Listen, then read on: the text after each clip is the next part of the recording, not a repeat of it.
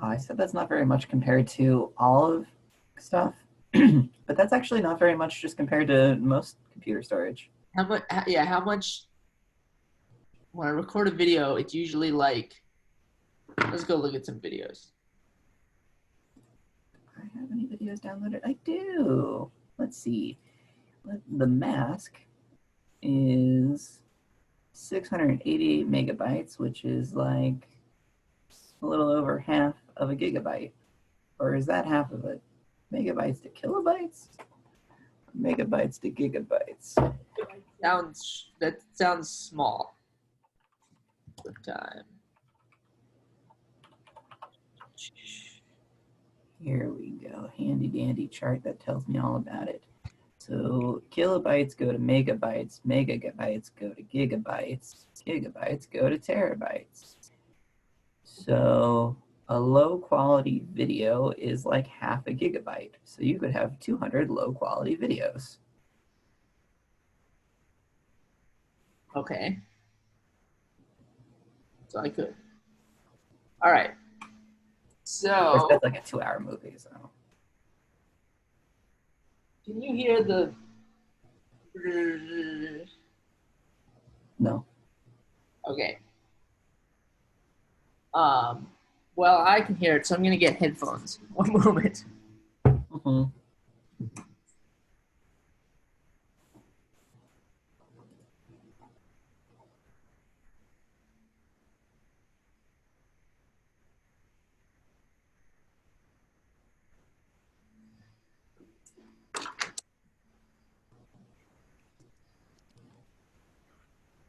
All right.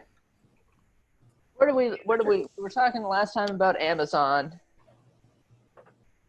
Yes.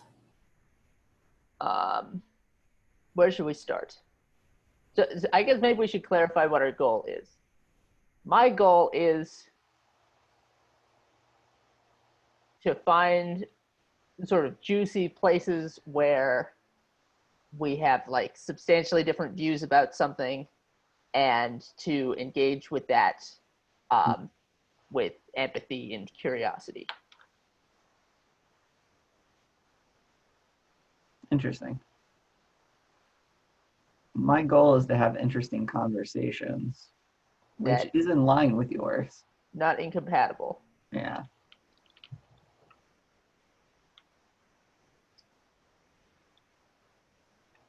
It's going to be interesting slash hard to find substantial disagreements, given that I tend to operate by trying to find substantial agreements.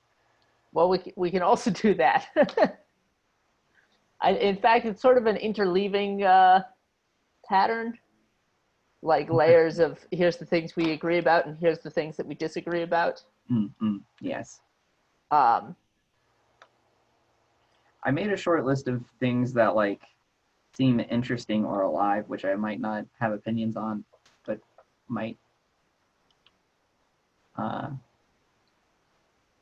Namely, cancel culture stuff is like still sort of up and interesting, and I finally found somebody's take that I can wholesale swallow instead of having to be like, well, I like this part, but it's missing this, or I like this part, but I can't accept this part.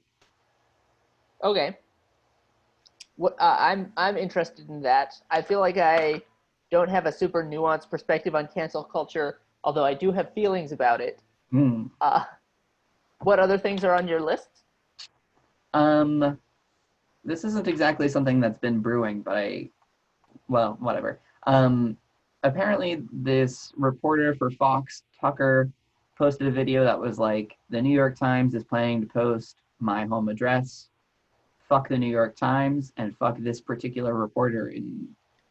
And then New York Times was like, yo, dog, we were never planning to publish your home address. And then Tucker's supporters doxed the reporter that he named and revealed the public address, the home address. Okay. And so that just seems like an interesting thing to look at. That's a what a world. Yeah. All right. It's giving me very interesting confusion around the like he said versus she said, believe the victim. Wait, that doesn't actually work. Yep.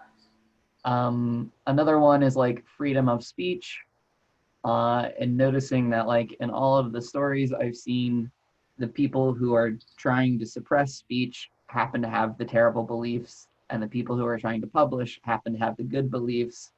But I don't know that I've ever seen an example uh, of it not lining up that way.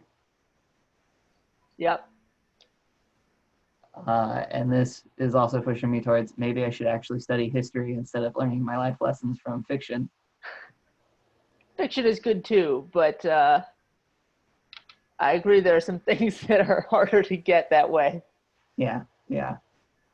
Uh, Uh, and the last thing on my list is just like, holy shit, secret police in Portland and Chicago. What the fuck? Jesus fuck, what? okay. All right. What feels most alive? Cancel culture stuff? Uh, I mean, I made a list of things that feel alive to me, so picking which feels most alive seems weird. I think we follow your curiosity if we're using my list as a base. Okay.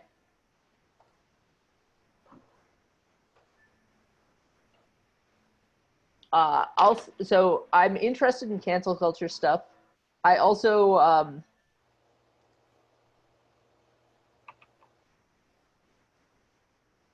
I think I maybe have the thing that raises the most feelings in me is the phrase "believe the victim." Um, so that's a thing that's alive for me. Mm.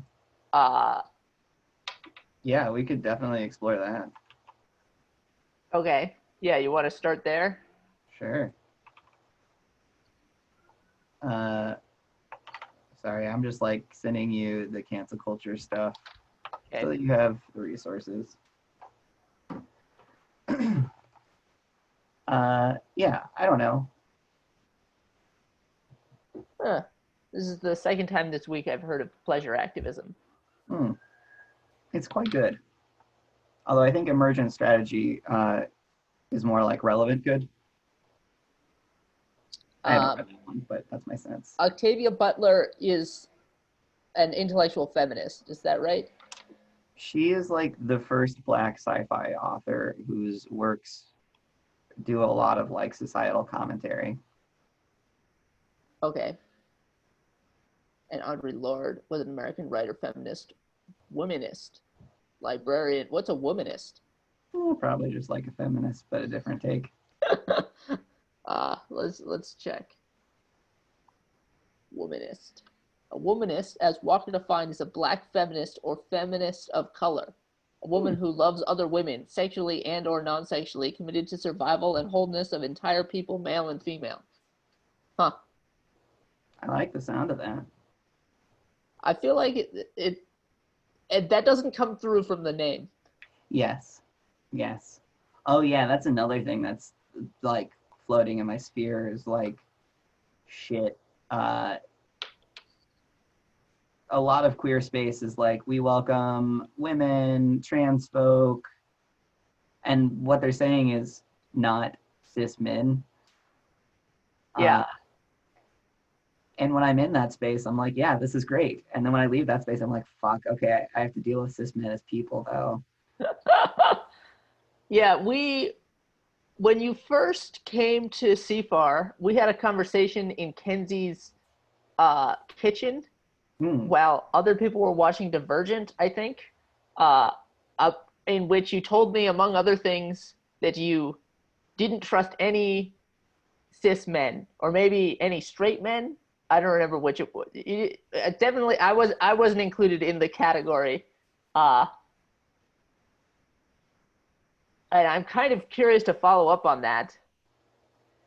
Yeah, I mean, should I follow up on that now with you?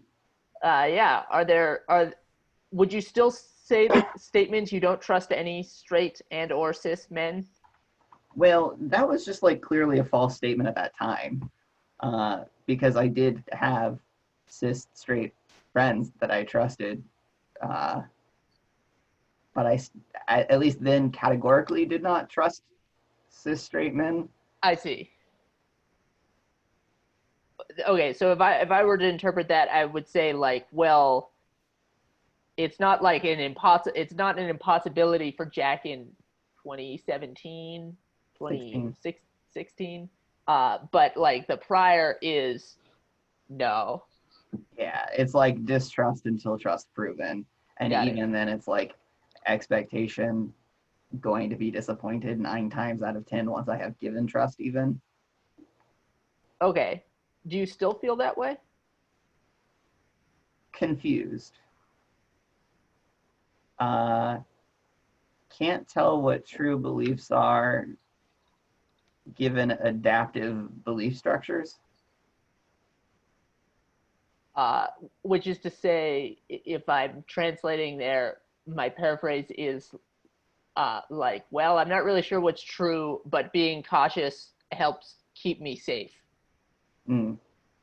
Is Not that inaccurate, but interpretation of the phrase I used was more like, well, I'm in a situation where I'm around rather a lot of cis and straight men. It is not advantageous for me to distrust them. Uh, I don't know what I would think if I were less socially reliant on cis straight men. okay? Okay, so I'm pretty interested to dig into this as a first thing, I guess, because it is so foreign from my experience.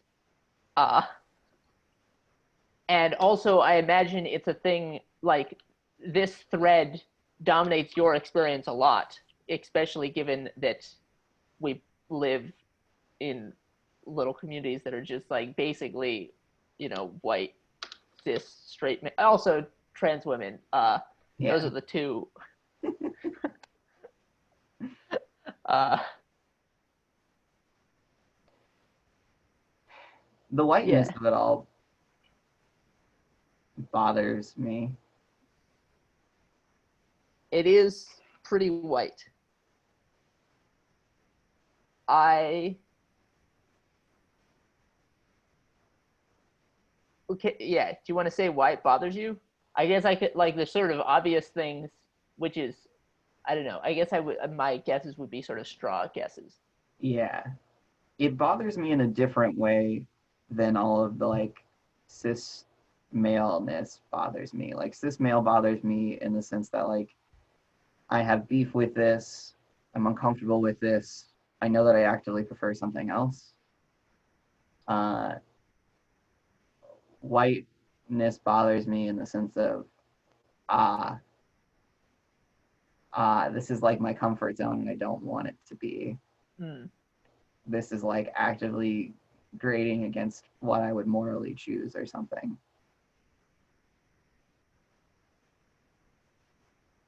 Okay. So one thing I would notice is that both of those are sort of in reference to you. They're like statements about Jack's experience more than like the God's eye view of like the way things should be or something. Yeah, which I could answer from that perspective, but that's not how I default orient. Yeah, staying with where you how you default orient seems good. Um, I by default do trust straight cis men, uh, although that may be sort of an unfair statement because I there's like a selection effect where all the people I run into more or less are like pretty unusual, and also among other things I think are unusually good and considerate. Um, although I think probably you have more detailed thoughts about that. Um,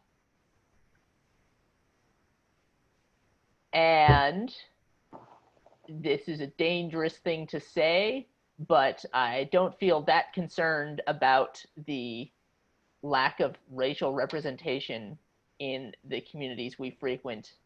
Mm. Um, although, like, obviously, you shouldn't exclude anyone on the basis of their race. Um, and uh, also, part of part of the cause of this is like upstream horrible, terrible conditions in the world, and so that seems sort of bad. But I guess I predict that in the world where all of the horrible things were solved, the rationality community would still be pretty white. Mm. Actually, let me think about that. Is that true?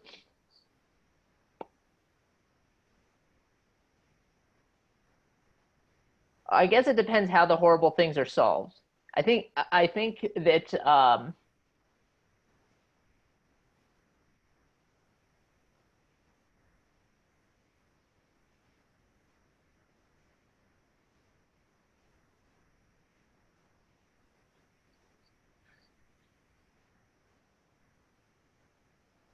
okay, I have nuanced thoughts, but they may be kind of triggering. Mm. Uh, so maybe I'll give you a chance to respond first on either point. Yeah. One thing I'm going to do right now is write a couple notes because I noticed there are more live threads than I currently have the space for. Great.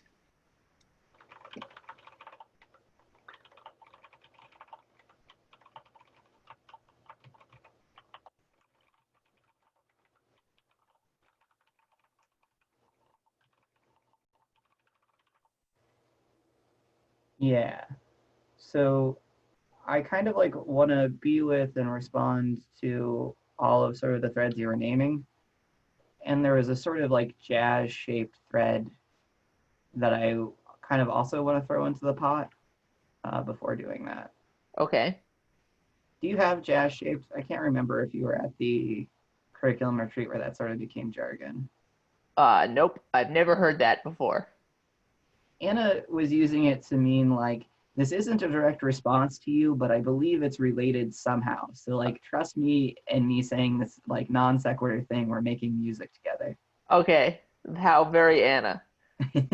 It's been extremely useful for me. I didn't have this bucket and I wanted Okay.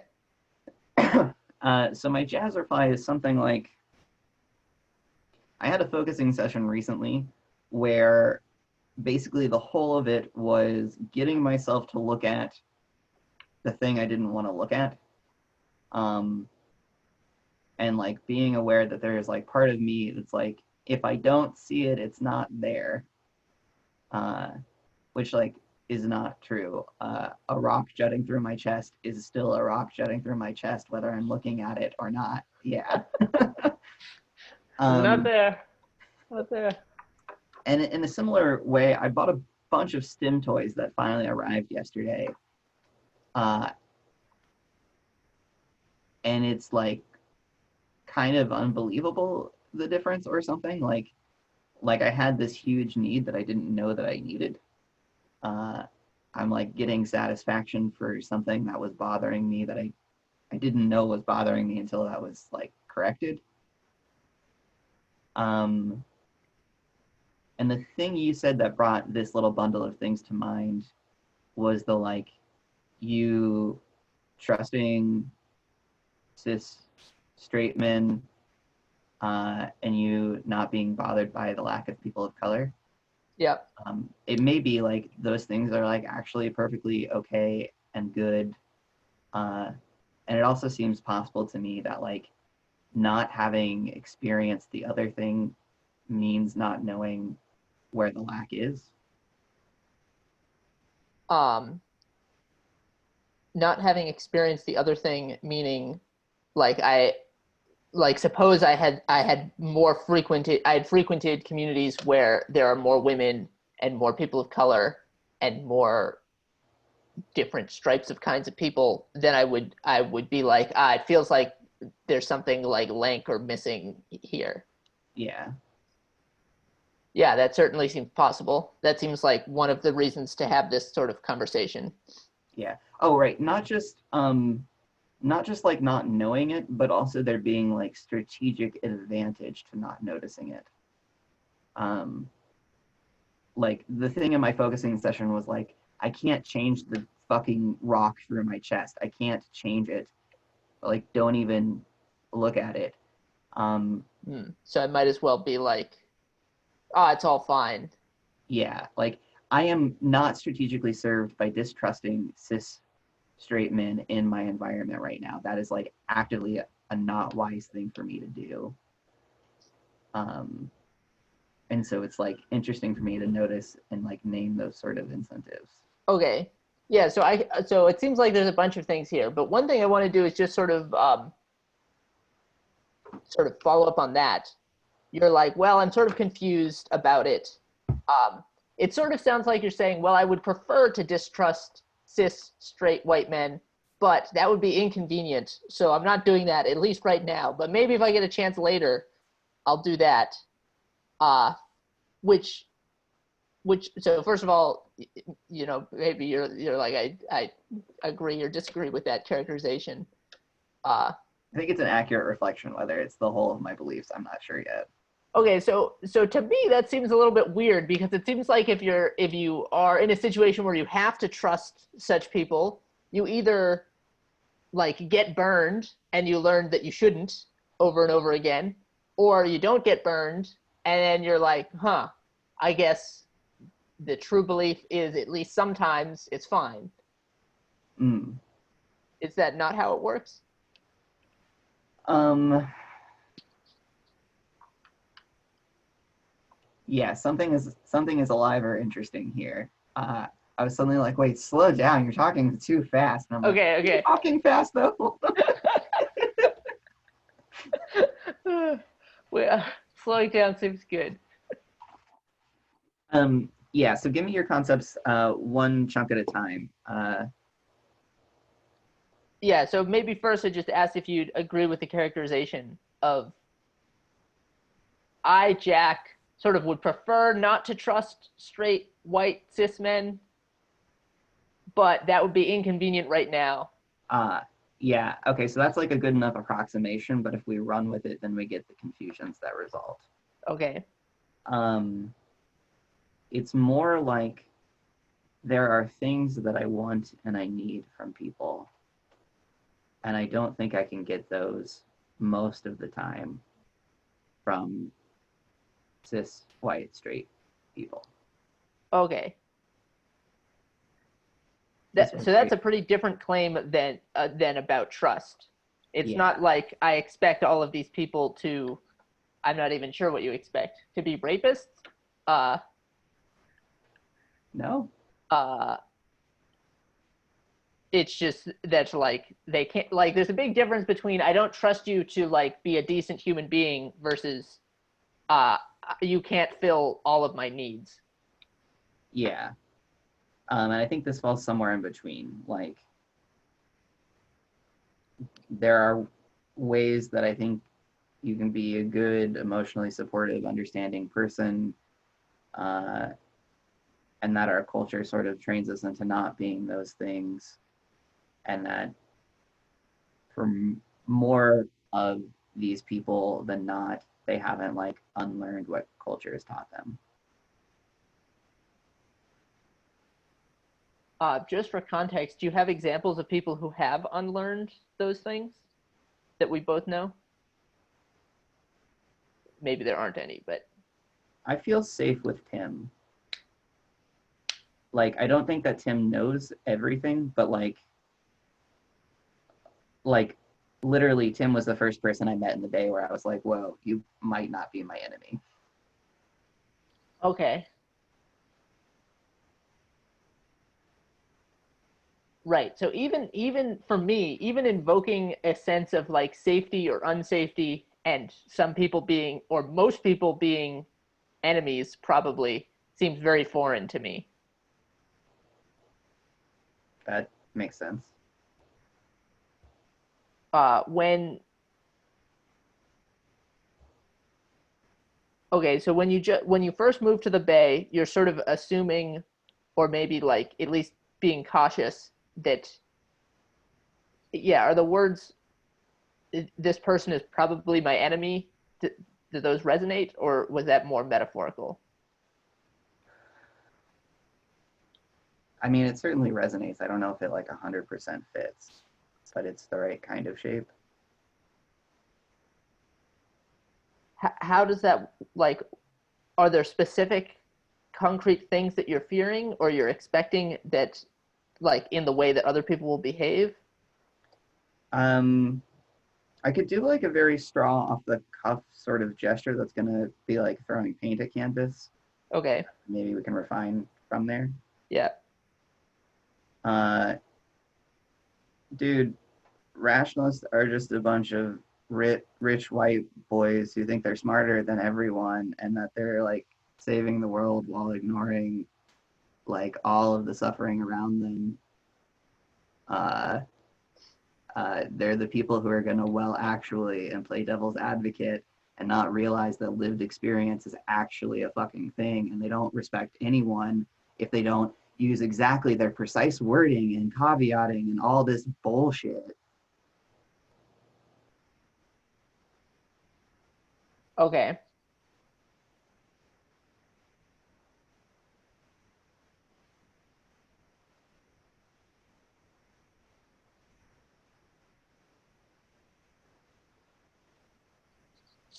Okay.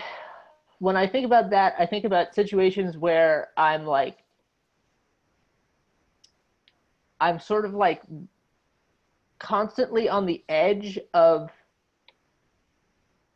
trying to make something happen or trying to prevent something from happen, and I can't exactly articulate what I want or what I don't want or why it's bad. And so it just sort of feels like people are going around and saying things which just like push things into the bad attractor, and they don't even really notice. um, and then I like get all clenched up in my chest because I sort of have to like scramble to stop that. And like the main feeling about this sort of situation is it's very not robust. Um, like it's not like I can set up something where I can sort of relax. I'm just sort of like always right there on the like sort of trying to scramble to to fix something. And yeah, and there's no way to like clear some space. Yeah, Um, beleaguered is a good word for it. It's less like scrambling and more like they're like the default state of the world is being sort of like dangerous or full of a bunch of pitfalls. yeah.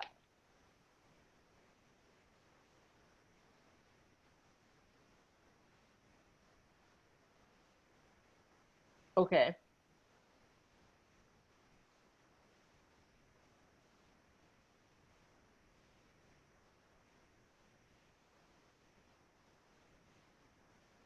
Is there so you were like, I'm gonna throw paint at the wall? Is there something in what you said there that feels like particularly true or particularly alive that you more want to stand behind?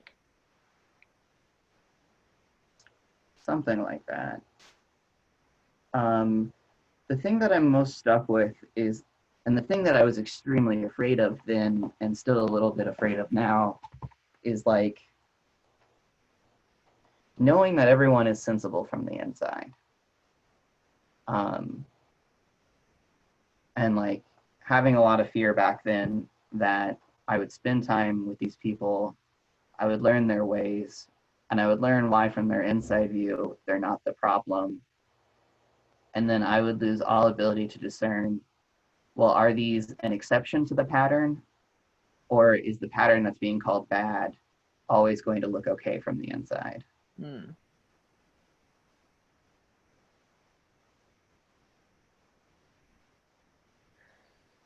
Okay. I got some feelings about that. Yeah.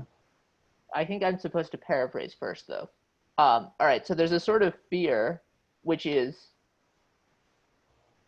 2016 Jack is sort of anticipating that these here rationalist folks that are pretending that they sort of know what they're talking about or have a kind of high moral ground, or high moral ground is not quite right. But these here rationalist folks are like, our attitude makes sense.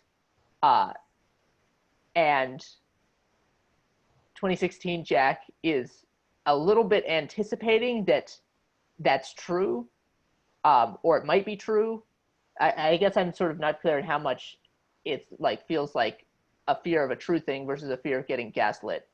Um,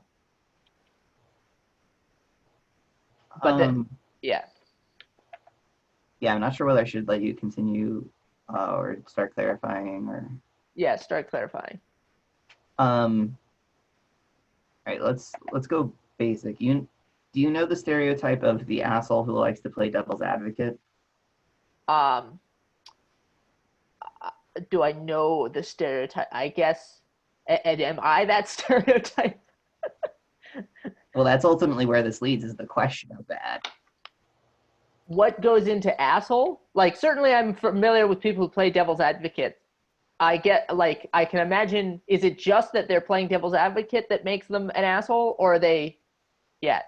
Okay, so the answer to that question is like probably not then, or only loosely. In the circles I run in, devils being called a devil, somebody who calls themselves a devil's advocate is an asshole. It's known that a devil's advocate is somebody who doesn't have a stake in the thing that they're arguing about. There's somebody who doesn't respect that the people they're engaging with do have a stake in what's happening. Got it. There's somebody who like engages in an argument for their own pleasure and doesn't add really much of anything to the discourse. Usually they're much less educated than everyone else on the subject. And the devil's advocate, stereotypically, is often a cis, white, straight, highly educated person. Okay. And so this is like the stereotype.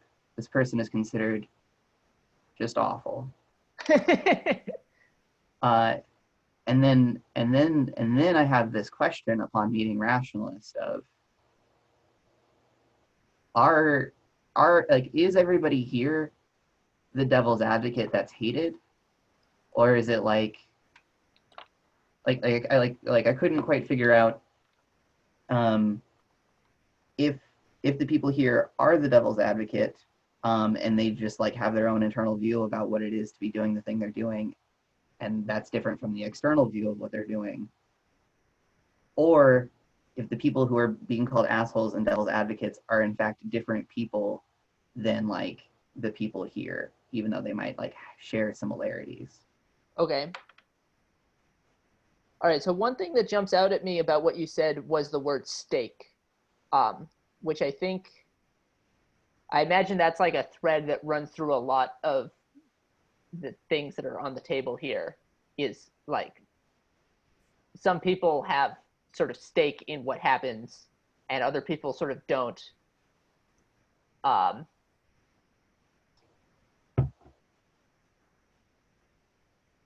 Yeah, so I guess first of all, yeah, that may be sort of a core thing. Um, but okay, so there are some people who are sort of like, all right, so there are some discussions that have like consequences, and it matters where they end up, like on a national scale and on a local scale, like in sequences, jargon, arguments, or soldiers. But that's sort of like demeaning the thing. It's more like what you say has consequences. What becomes the like culture, like the local culture, has consequences. And sometimes there's like a discussion that's happening that has consequences, and then there's a guy that shows up who's like, let me like play my bullshit philosophy games right here,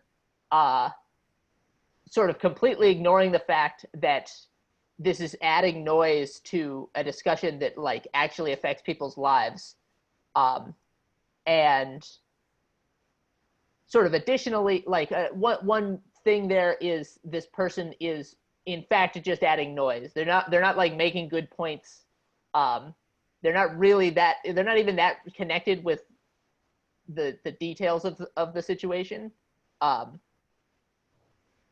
They're sort of just like, they showed up and someone said something and they thought of a thing that disagreed with that after having heard it 30 seconds ago. So here they go. And you're like, God damn it, just like go away. Um, how's that for a paraphrase? Pretty close. Can I ask, um, how much does it matter that they're not making good points? Like, I could imagine a different version who shows up who also doesn't have any stake and doesn't doesn't understand a lot of the details or context, but also they're like a nuanced thinker, and someone makes a claim and they have like a good meaningful response to it that does contribute to the conversation. Does that feel as bad or not as bad, or does this question even make sense?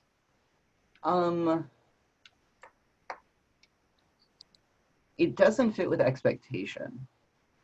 Like, it's like asking about a hypothetical that in people who hold this belief, including some versions of me, just like wouldn't predict. Right. Right. So insofar as I am such an asshole playing devil's advocate, which I think I at least sometimes am something like that. Um, well, I I don't mean, know. I'd maybe it's hope. okay if this person is respectful, but by Right. default, this person is not respectful. Okay. So there's at least two pieces. One is that one is they don't know what they're talking about. They're just saying like random stuff that doesn't help. But there's another thing, which is if you're talking about a conversation where there's something at stake for another person, and you're ignoring that or not heeding that or oblivious to that, that's sort of annoying in and of it. Even if, like, I imagine even if they're making good points, in some ways that's sort of more infuriating actually, because you're sort of like, I don't like, at least if they're an idiot, you have like all of the standard ways to argue against them and talk them down. But if they're saying something like new or like maybe even right, but also they're sort of just like blowing past the fact that this conversation has consequences, that feels sort of more scary. Um, Uh, let's do a couple of like quick, concrete examples. Great, yeah. Let's pretend we're on Facebook and there's a cancel culture discussion happening. Um, if somebody comes in and is like, dude, freedom of speech though, you guys are lynch mobbing, like, aren't you against witch trials? Uh, they're gonna be shot down as a devil's advocate because like they're not like seeing at all the nuance of what's actually here. Uh, no, that's not. This is hard to talk about. Maybe okay. I'll give a good. So what I predict going well is somebody. Let's like imagine that this is like some hella queer thread on, and somebody's like, okay, so I know that the people being canceled are like advocating for things that cause problems, uh, and I'm worried about what happens. Uh, like, how do we prevent innocent people from being attacked? Like I know right now many of the examples are worth. I don't. Yeah, I don't know what's happening. Um, all right. So I think there's a couple of loose threads. I'm sort of tempted to just say a thing which is like a super broad generalization, which is maybe just super triggering and unhelpful. Hmm, Um, that sounds like fun.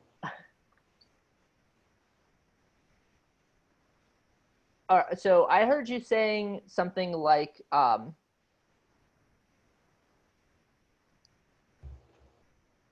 sometimes people show up and they're not making space for or holding on to the nuance of the situation, um,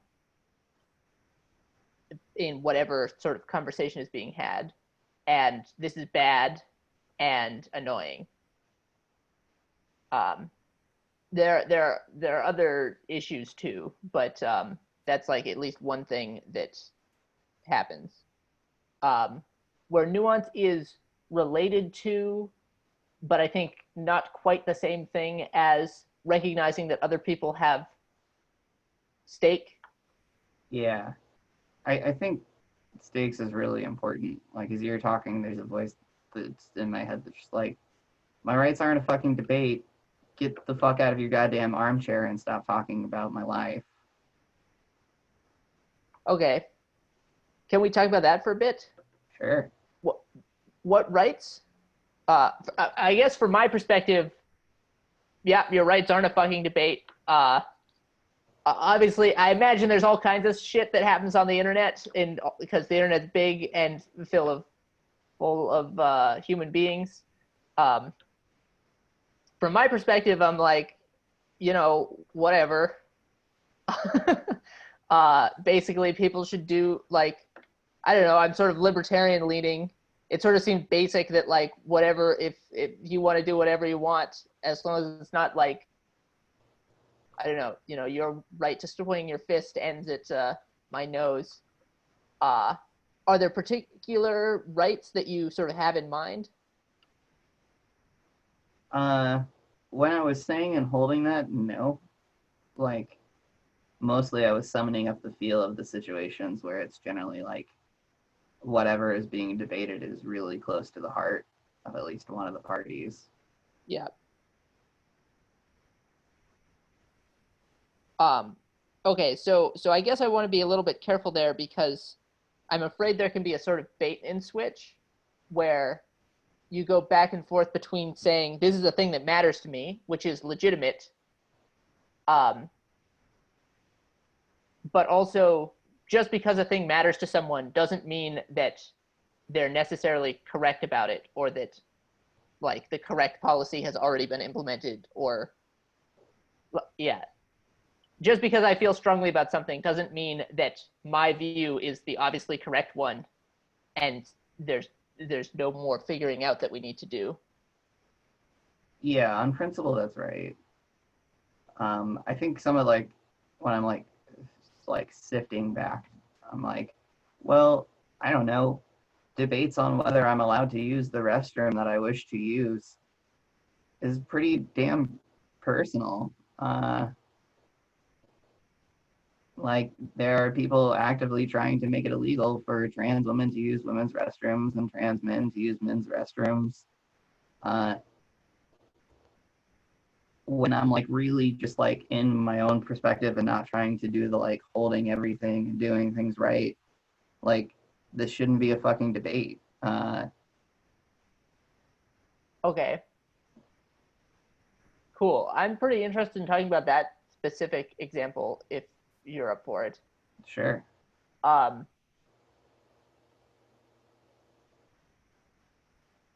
just to clarify, you want to use the men's restroom? I would prefer, uh, well, currently, yes. Okay.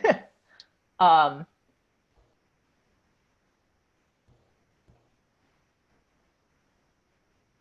why does that? Oh, so, all right. So, from my perspective,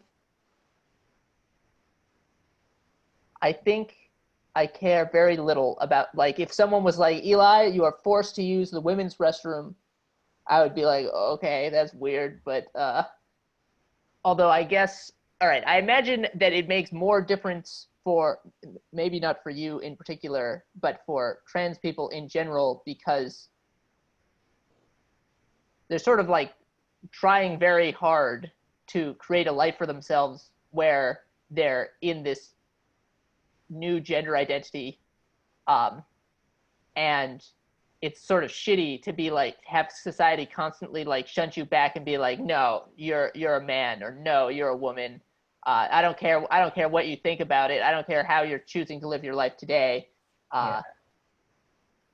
I mean, if you imagine me as like being stealth back in Indiana, where like I'm just like, yo, I am a man, he, him. I will not tell people about my past. I will not be non-binary. I'm just a man. Uh, but the law requires me to use a female restroom. I'm either in a position of having to break the law and lie, or obey the law. And if, for example, my employers happen to know my past, then they might like try and enforce this, and I'm in like a weird, horrible situation Yeah. where, Okay. yeah, Got it. All right. So on the one hand, all right, so there's like a trade-off where maybe you're like, well, I could either break the law, or I could sort of like come out as a trans person. Um, and then there's like a sort of further thing where maybe you sort of are out. It's sort of like just bad options all around. yeah, Um, okay.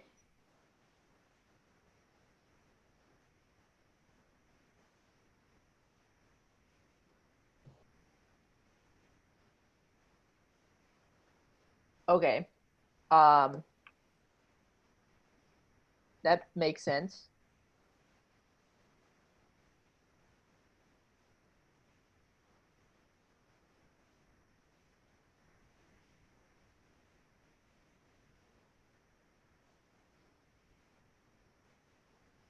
Okay. So this is sort of so there's a way that I could sort of trivialize this, and I'd be like, who gives a shit which bathroom you have to go to? Like that's not like I get to use a particular bathroom is not like a fundamental human right. Like that doesn't matter. But that's sort of like not the point. It's like a thread into a broader thing, which is which bathroom you get to use is like one contributor to which kind of person you decide to be, or what kind of life are you allowed to live. And if you have 100 things that are like you have to use this bathroom, um like that's as if saying you're like, I don't care whether or not you think you're trans or whatever, like society has decided that you were born a woman and you're a woman, and we're just gonna, like, if you want to wear dresses, whatever, but like just over and over and over again, you're a woman, you're a woman, you're a woman, which seems like sort of much more shitty than like you have to use this bathroom or that bathroom. yeah. I mean, your first stance, if led to his logical conclusion, should also land on we should not legislate what bathroom someone has to use. Yeah. So can I give a counter argument? So someone said on Facebook or Twitter, I don't, maybe it seems like a Duncan thing, but maybe it was Sarah Constantine, that men go to like absurd lengths to like view women naked, and just like, obviously, of course, if you add like a loophole where a man can lie that allows him to go into a female restroom, just like definitely that will happen, just no question. uh and like in fact it already happens to some degree. um but like, if you add more flexibility there, it's just going to happen more, basically, for sure. um and therefore, if you like, at least one of the costs of allowing trans people to use whichever restroom they want to use is that there are going to be some of those cis straight men that we were talking about earlier, who are going to abuse that system and make women's bathroom less of a, like, this seems like a weird thing to say, but less of a sanctuary. uh Yeah. where, okay, so sanctuary is not quite the right thing. It's more like we have a norm that bathrooms are supposed to be private and you can pee in peace, god damn it. Yeah. Let's like follow this further though. Like, let's say these like men are emboldened, Mm-hmm. and so they go into a woman's restroom, and then what do? Do they go into a stall and stand up on the toilet seat and peer down at a woman? Uh, do they stand outside the stalls and peer in through the cracks of the doors? Do they stick their heads under the doors do they try and force the doors open? Like, what is the actual danger that people are predicting here, and how do they expect people to respond to this? Yeah, so I think that kind of questioning, so I want to back up a little bit. I think that sort of like, let's think about the specific details is exactly right. Um, but we can only get to that part of the conversation if we are going to have the conversation, um, which I'm afraid will get curtailed because people like Jack will say, well, my rights are not up for discussion. Um, and like, I guess there's some way, I think there's some way in which that's true. Uh, like, I don't know, sort of you have human dignity and you have like the fundamental right to like do whatever the fuck you want. But then there's a sort of more practical, pragmatic question of there are trade-offs that we have to navigate as like living in a society together. There's some colloquial phrase I'd really like to use right now, but I can't exactly remember it. Okay.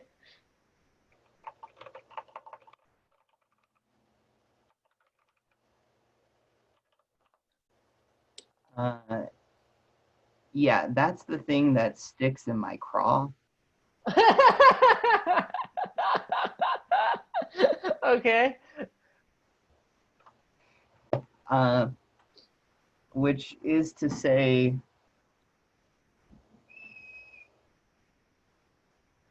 so there are some things I see and I hold. I think a society that takes seriously the question of whether I deserve rights and has lots and lots of conversations about whether I deserve basic rights puts my basic rights at question and sort of like makes it a valid and legitimate question instead of like a foregone answer that of course I should be taken with respect. And so because of that, a lot of people want to push for that, like to not even be a conversation. And I think that's right and incomplete. Um, and then there's something else, which I think you're pointing at here, which is like without an ability to ask questions and to have a conversation, there's no space in which for people to be corrected from their incorrect positions. It becomes a situation of accept what we're saying or get the fuck out. Yeah. And that's not good either. And I don't yet have a solution that holds the values of both of those positions. Yeah.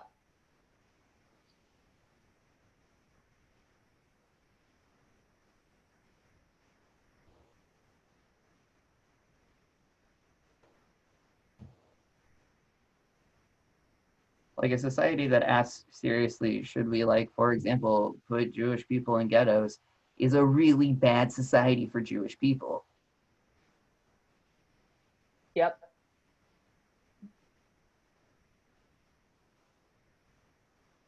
Although I I there was some thread where I pointed out that, but also if you have some portion of the like some large percentage of the population that sort of thinks that you should put the Jewish people in ghettos and doesn't like just is sort of ignorant and doesn't understand why that's like a terrible thing to do, um, and you just repress them, then you get a large portion of the population that's sort of confused and frustrated until you get some guy who comes along who's like, build a wall.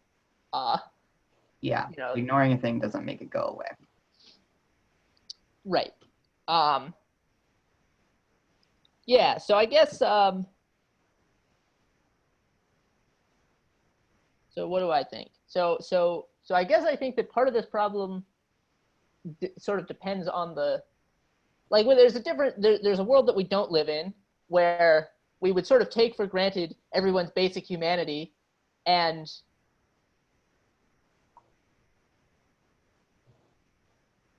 sort of, I don't know, sit down and figure out how to like work out all of the details. And we'd sort of be like, look, not everyone's going to get everything they want. Sorry, we got to, like, at least so far, we got to live in society together. Um, but like let's do our best to like, you know, you're gonna have to give some stuff up, but also we're gonna like try just figure out all the things and put it together in a way that like this is the best we can figure out until we get better technology and can transhuman this shit out. That sounds like a nice-ish world. Yeah, do you have a better alternative? Not that like. Well, I think just at best that kind of world can only be nice-ish because like there is the limitations of people can't all get what they need. We're gonna try our best, which was what makes it nice-ish. But Right. Yeah, but that's just a constraint of reality. We're not going to be able to get everyone getting what they need until we have the technology to transhuman out of here.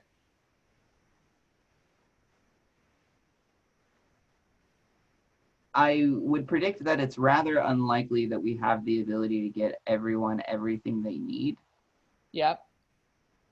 But that kind of depends on how you define need. Yes. And I guess I'm not taking it as a given that like I mean like I think you would agree that if we get like a super smart AI that is aligned with our values, that that AI could probably come up with a solution using resources that already exist to basically solve those problems. Yes, although if I were to, so obviously I'm not a super intelligent AI, but I would guess that the solution would be things like really, really good psychotherapy that clears people's traumas. And then we would be like, okay, actually, you know, all these things that we were all triggered about and up in arms about were like, oh, okay, whatever. And Yeah. then it turns out there's a lot more space for us to live together. Yeah, I think I just wanted to like make the distinction between impossible and like unfeasible. Yeah, right. Fucking yeah. Uh, I don't think the problems are impossible. Um,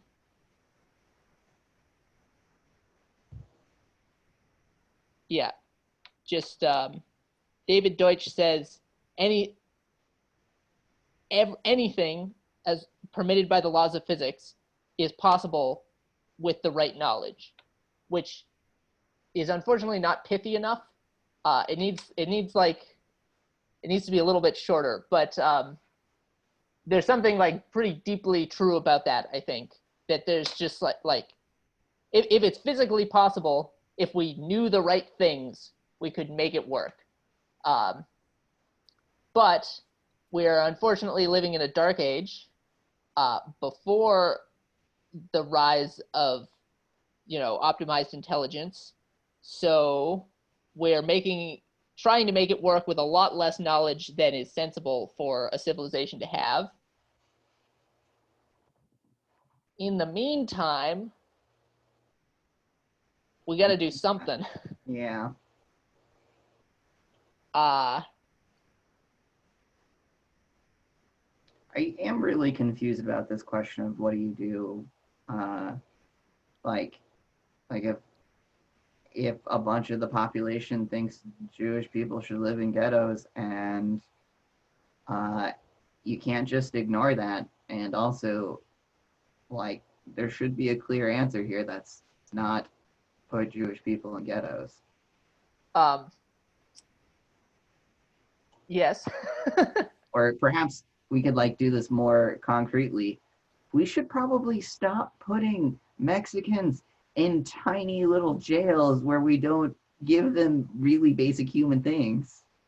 um, so I will note that when we transition from our hypothetical to our real, so first of all, yes, this seems like obvious that we should stop. Like, it seems sort of trivially evil. Although I will note that as we transition from our hypothetical to our real world situation, suddenly there was a bunch more complexity, and now I'm like, well, but also you have to enforce. Okay, there's still like evil shit that it seems like it's not that hard to work around, but we're not just saying like, well, you know, because of the color of your skin, we're gonna put you in this little cage. Like in theory, at least, we're specifically trying to enforce our borders, and it's putting illegal immigrants in little cages. Uh, Sure. I don't think we should be putting humans in tiny little cages. Yeah, I'm pretty on board with that.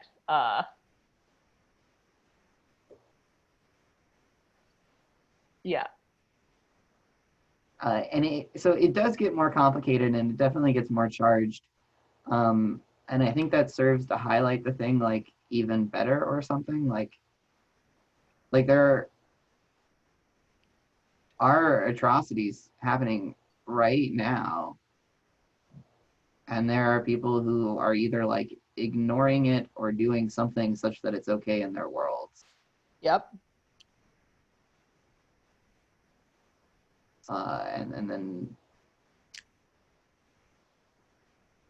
And then I guess like I'm confused or don't know what to do. Like nuanced, like like really, I'm supposed to have a nuanced conversation about whether it's okay to be putting humans in tiny little cages. So I think the answer is yes. Or like in my world, the first responsibility of the Crusaders, maybe, yeah, people who are going to fight the atrocities, Mm-hmm. is to not pollute the commons by corroding our ability to have discourse. Um, because even if you even if you pollute the commons a little bit right now and it wins you this political battle, even to like end an atrocity, like just like an actually really bad thing, it means that 20 years down the line you're in a just like much worse situation where our discourse doesn't work anymore, and so we can't do the problem solving step, uh and now just like the whole world is a lot worse. um which like admittedly is like a really big, like I'm making a pretty strong claim here. I'm like, when there's genocides happening, you do not exaggerate even a little bit, and you're like, it's fucking genocide, man. You should do anything you can to stop, like it's just super evil. um and you're like, let's have our like relaxed, nuanced conversations with the people who are like, well, but maybe it's a good genocide in this case. And you're like, no, just like, what the fuck. And yeah, I'm making the claim that first and foremost, the responsibility is to not destroy the discourse. Okay, let's take for a moment that what you're saying uh, is just like true, correct, right? Okay. I can't go fact check it, but like let's assume that. Well, so I'm not sure I want to assume it. I think there is a lot of detail there, and maybe this is the wrong policy. Well, but there's things I want to do in, like after assuming it's correct. Okay. Okay. Um, Assuming it's correct, there are still people who say things like the system is already broken, the commons aren't working. We can show you record after record after record that true societal change comes from like violence and upheaval. Um, and I kind of want to like take them as true and correct. And I want to say something like there is some larger truth that holds sort of the thing you're standing for and the thing these like people promoting violence are standing for. And like that's the thing I stand for, but I don't understand yet what it is. Okay. So one thing I want to note is, I was standing for don't exaggerate, which Oh, is a good few steps away from let's like, storm the Bastille and wait, violently overthrow the existing society. But you, I'm also against that. well, I heard you as standing for like we should maintain discourse. We should like always be down to talk. Like the best way to have change is to like sit down with people and communicate. Okay, so I don't think that that is true most of the time. Ah, So I guess, um, yeah. So there is a big question of what causes change. You were like, some people say that the way societal change happens is violence, and I am somewhat suspicious of this. I think you can overthrow one regime, but I'm, I'm, I'm not aware of many instances where, for instance, civil rights were like permanently or robustly secured by violent insurrection. Um, like you can fast and kick it. sloppy gesturing is like, I'm pretty sure that like Stonewall riots were like keystone for gay rights. Ah, I'm okay, yeah, pretty yeah, sure that union riots and protests were key in getting us like our reduced work weeks. got it.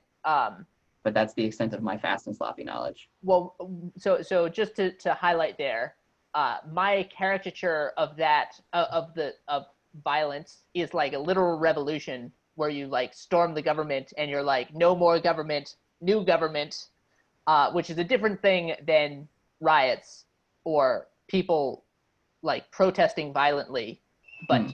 but uh, in the grand scheme of things is like hundreds of times less disruptive than overthrowing the government and replacing it with a new government.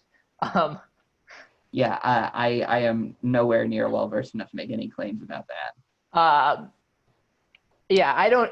Okay, so you're like sometimes people rioting violently makes things happen, and that may be true. I'm not sure. Um, I guess let me think if that does that matter.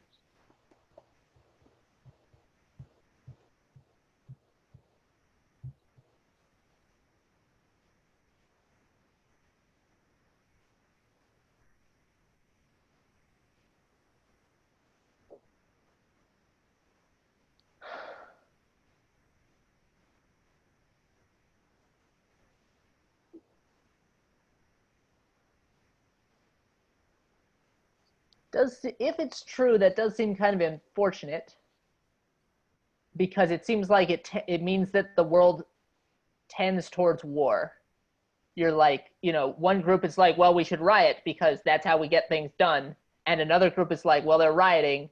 I guess to get things done, we should counter riot violently, and then we're just gonna end up with like literal armies of people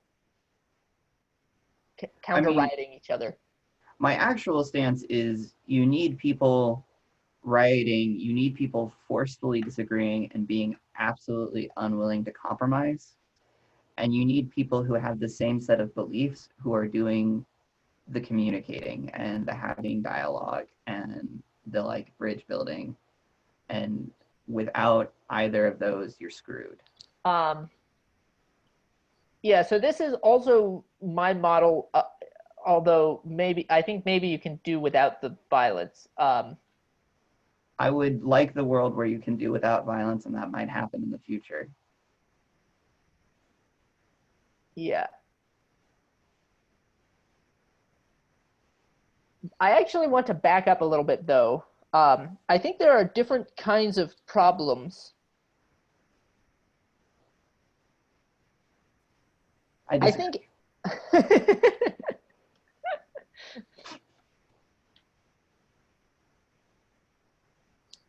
Okay, so here's an example that I gave to my mom a couple of months ago. Um, there are some problems that basically depend on public opinion. Um, for instance, gay rights, or gay marriage in particular. Uh, this is like basically just like when 51% of the population is in favor of gay marriage.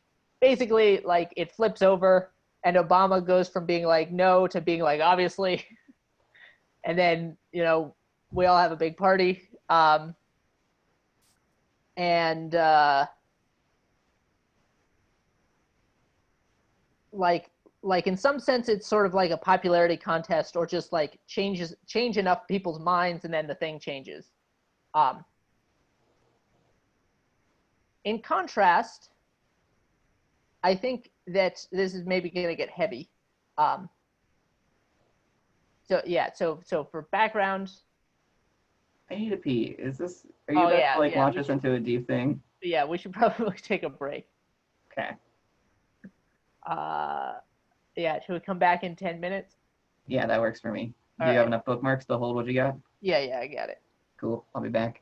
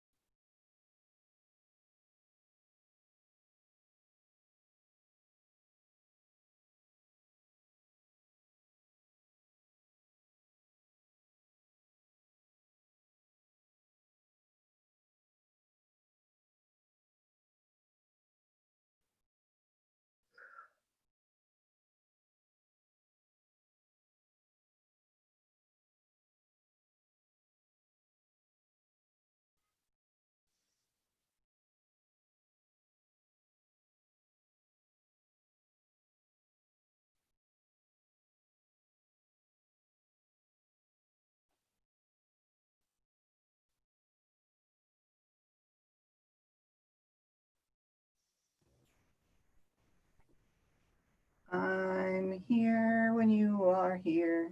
Do, do, do. Wait, no, I changed my mind.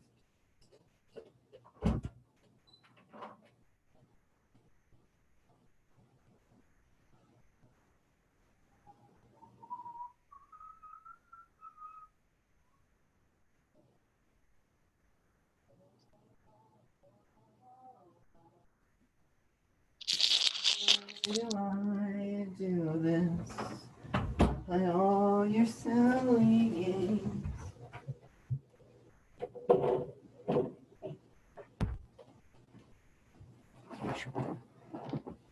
Hello. Greetings. All right. I think we should recap a little bit. Cool. All right. So we both agree that you should have rights. Thank you. I think we both agree that there's sort of this puzzle, which is we have these trade-offs and this there's problem solving work that needs to be done, which seems like it requires some kind of discussion, at least in some spaces, but also it seems like it entails opening up for discussion things that you sort of hope remain stable, like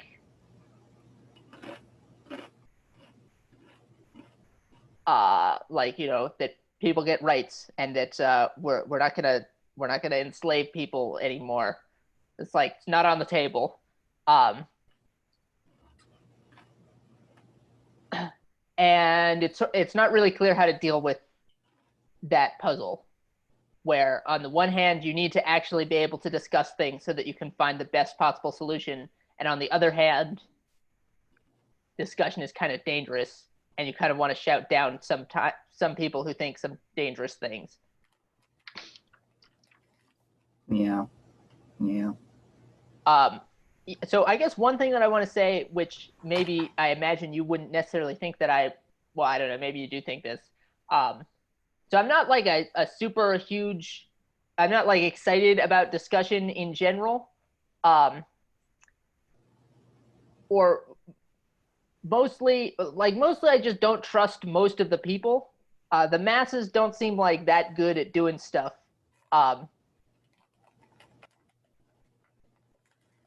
Like sometimes people have a sort of view that like, well, if everyone could just like open their hearts and like discuss things openly, we would find common ground and then the world would be better. And I guess that's true in some sense, except if your plan runs through everyone opening their hearts, that's just a shitty plan. Yeah, that's not about to happen. So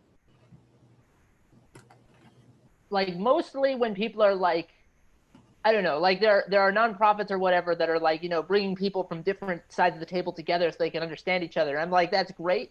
And also people vastly underestimate how possible this is. Like when you have like good tools, often people do discover that they have a lot more common ground than you would have thought. And people who are at it, they're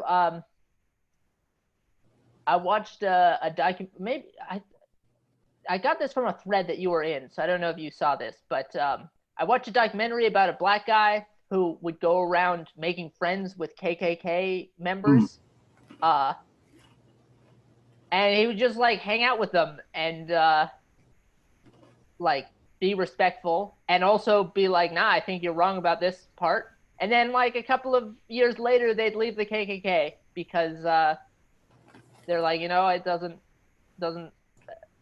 ring. And that's like sort of like an extreme example where you think that like this is those basically my life experience, though. Like I hang out with people long enough. Yeah. They come to my belief system a little closer. But you'd think, I imagine you're not hanging out with KKK people. You'd think those would be like the most bigots. Maybe you are. Well, I'm not hanging out with KKK people. I have like hung out with anti-feminist and like Reddit folks who like, well, back when Reddit was still sort of like, I feel like Reddit's shifted. Reddit used to be like men's rights activist only versus the Tumblr feminism, and now Reddit's way more mainstream and less like. Okay. It used to be a signal if someone was on Reddit that I knew they were an asshole. That's no longer true. Huh. Reddit.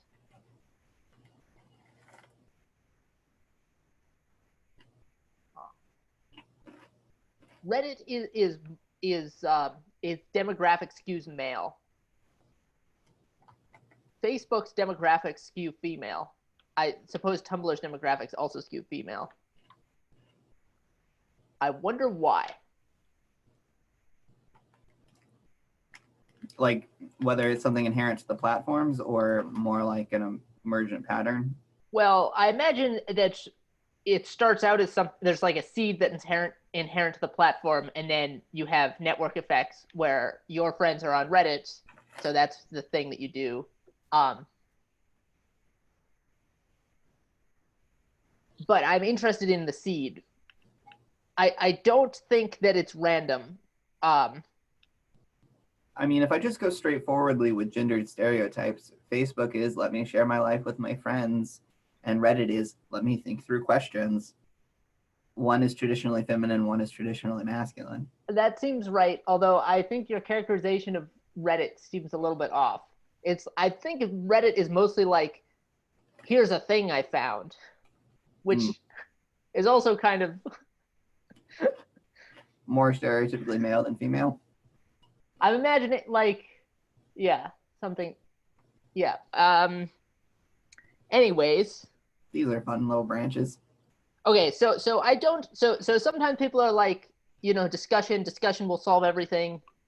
We just need to come together, and that's just not very scalable. And also with the right people, then it might be an effective strategy. Yes, although I imagine in you're saying that you're like, if you do this with the powerful people, then that will work. Like, yes, except then I pause and I'm like, but perhaps all powerful people are inherently corrupted. Okay. So I also am not that optimistic about having discussion with the powerful people, but for an opposite reason. Or maybe the same reason, but definitely not in those words. I expect the latter is the more true one, but I am curious about why not powerful people. I think that there aren't really powerful people in the sense that you would naively think, that like a powerful person who could just decide and change the way things are, because all of the powerful people are in their own incentive landscapes where they're pretty constrained by, like if you're the CEO of a company, yeah, maybe you have a couple $1 million, you employ a lot of people, but also you got to like keep your company working, and you're playing like status games and signaling games, and like overall you're not that you're pretty constrained in what you can do. Yeah, that seems right. And also most of the problems aren't actually solved by powerful people doing obvious things.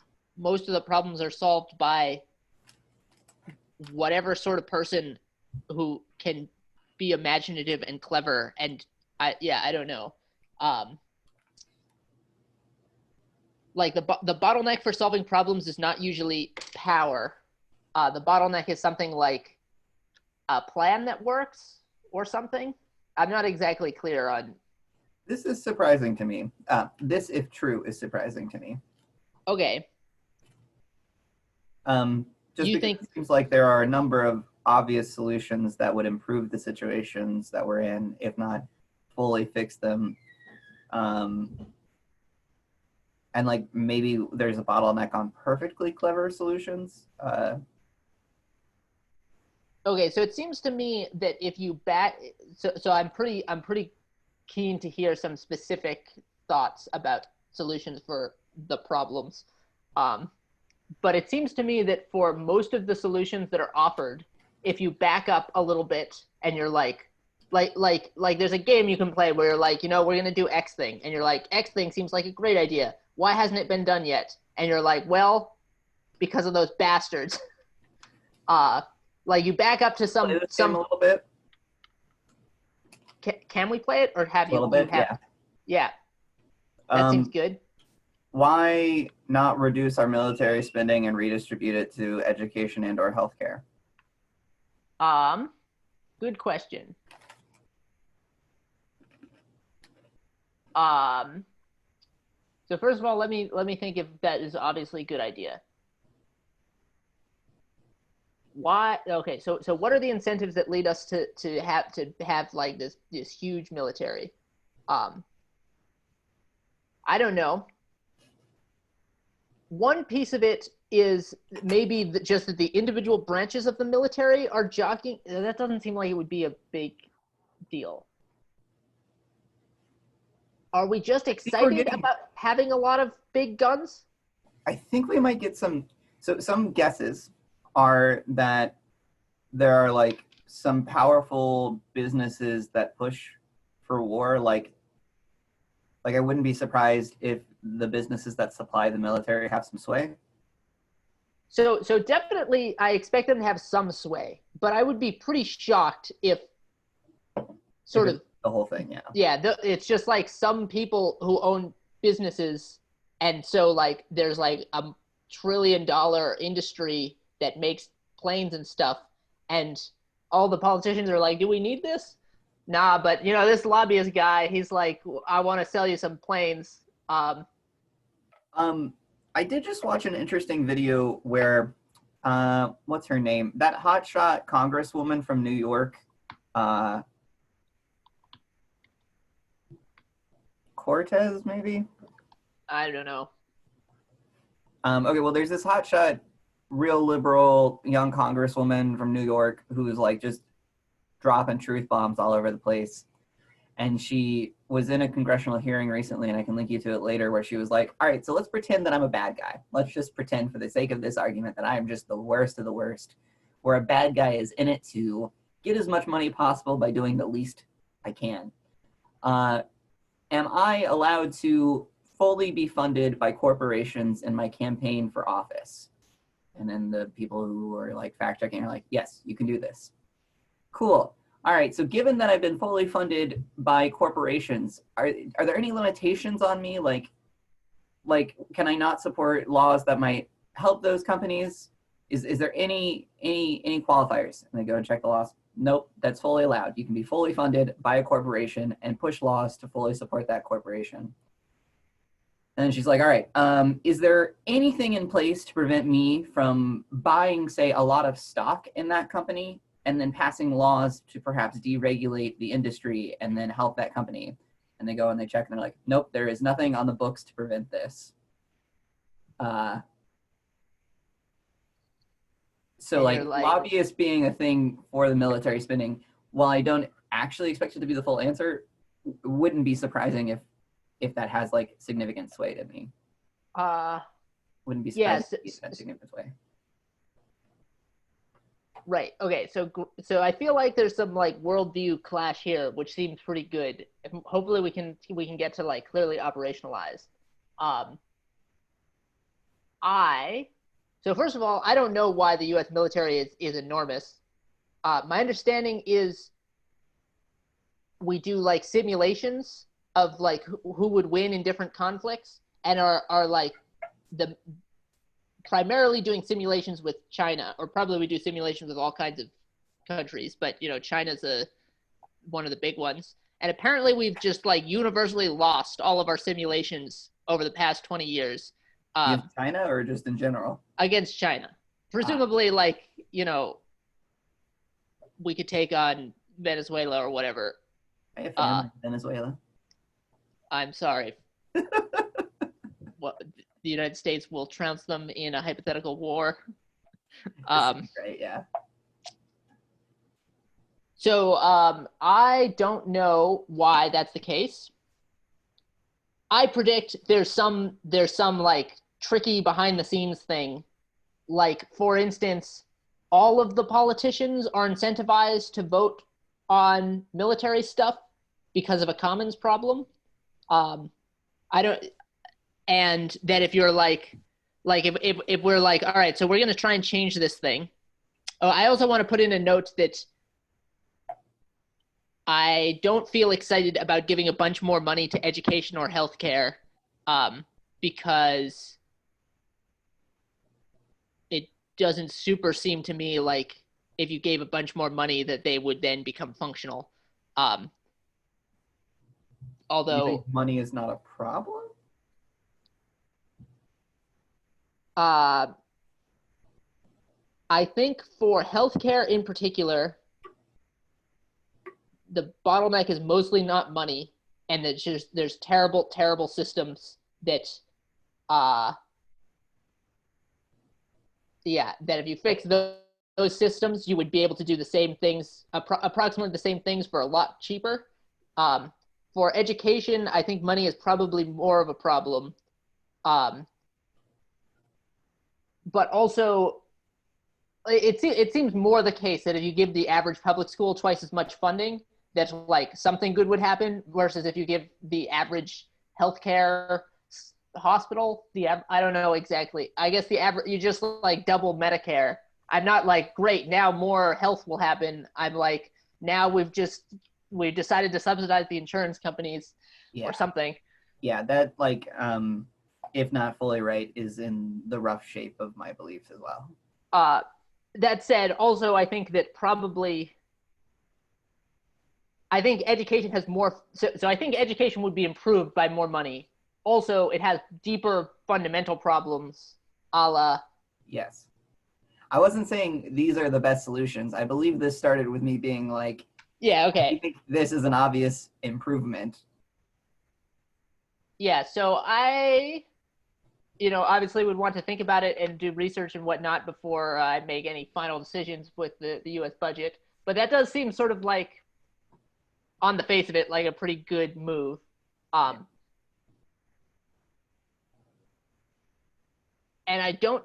So I started looking up why the U.S. has such a large military. Oh, yeah, I had one like explanation that I hadn't.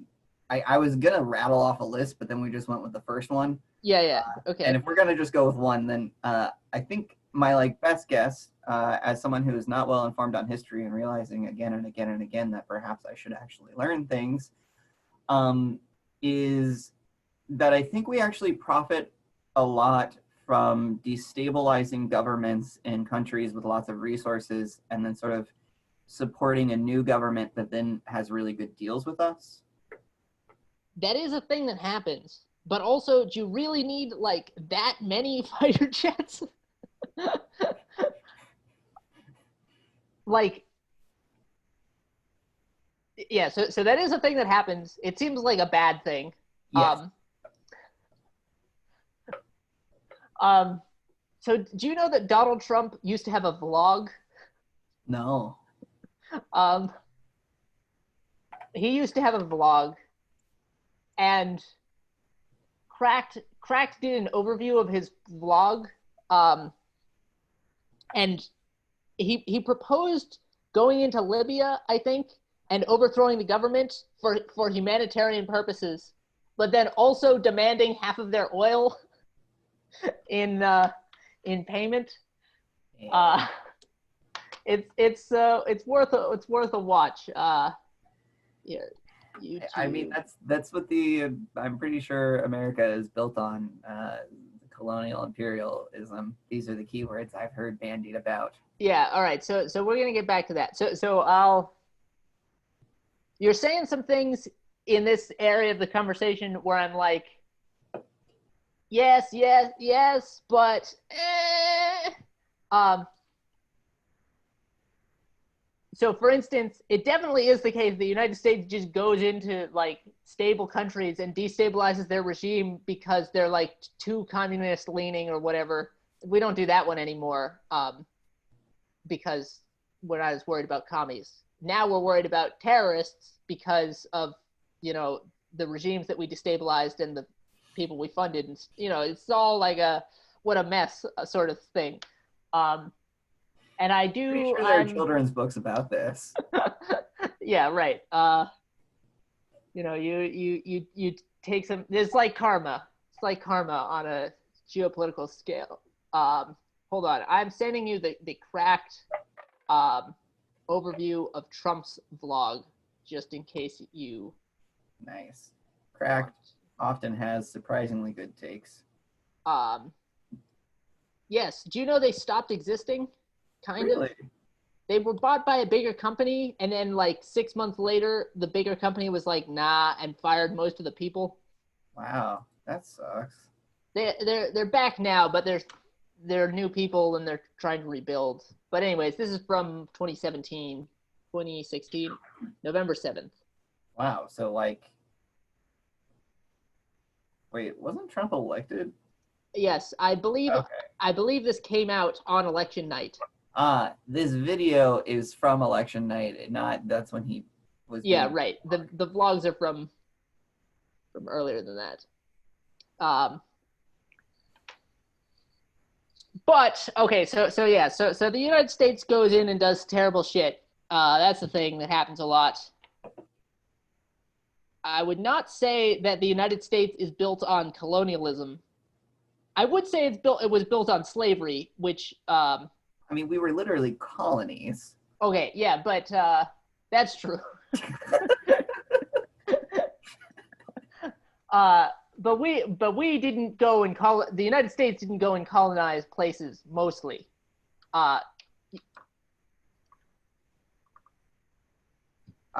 We might be getting in semantics here. Yes, I expect that. Yeah, so I sort of want to give a roundup of sort of my attitudes about things, and then hopefully we can literally do have colonies though, right? Like, isn't I'm gonna probably say the wrong place. Is it Portugal? I don't think it's Portugal. Portugal is a country on the Iberian Peninsula, right next to Spain. Yeah, so it's definitely not a colony. Like there's Guam. No. And Hawaii. There's a Spanish-speaking place. Costa Rica. No. Shit. Like the United States does have little territories in different places around the globe. No, I was right. Yeah. We control Puerto Rico and Puerto Rico, not Portugal. Yeah. Yeah. I'm pretty sure that's like, if not literally a colony, No. Yeah. I agree. I would say that Puerto Rico is like basically like it's a U.S. territory. I would call that a colony, but you know, it's a tiny little thing compared to a giant United States. There's a big. I'm not gonna say like the United States, what like the core principle, the engine that made the United States go was Puerto Rico. I would agree with not that statement. Like I want to distinguish between sort of like the deep problems and also sort of the like side evils. Also, I'm not sure if there's anything, probably terrible things happen with Puerto Rico, but yeah, I'm just going with priors. But like, yeah, I don't know. It seems important to me to be like, yeah, this is a terrible thing, and also it's sort of like a minor thing. Versus this is a terrible thing, and it was like super pervasive. Yeah, I guess I would define like having been born from colonies as being sort of essential to our nature. Yeah. But I agree that we are not, for example, Britain going across the world and like managing a ton of colonies and that being sort of our like main thing or something. So mainly, this is a tangent. The colonization that happened in the New World seems a lot to me morally better than the colonization that happened in, say, India, because all of the Indians died. All right, I agree that didn't sound. I see the thing. Like, so I see the thing you're saying, which is like I think not allowed in discourse because it's like waffling about which evil is worse or something.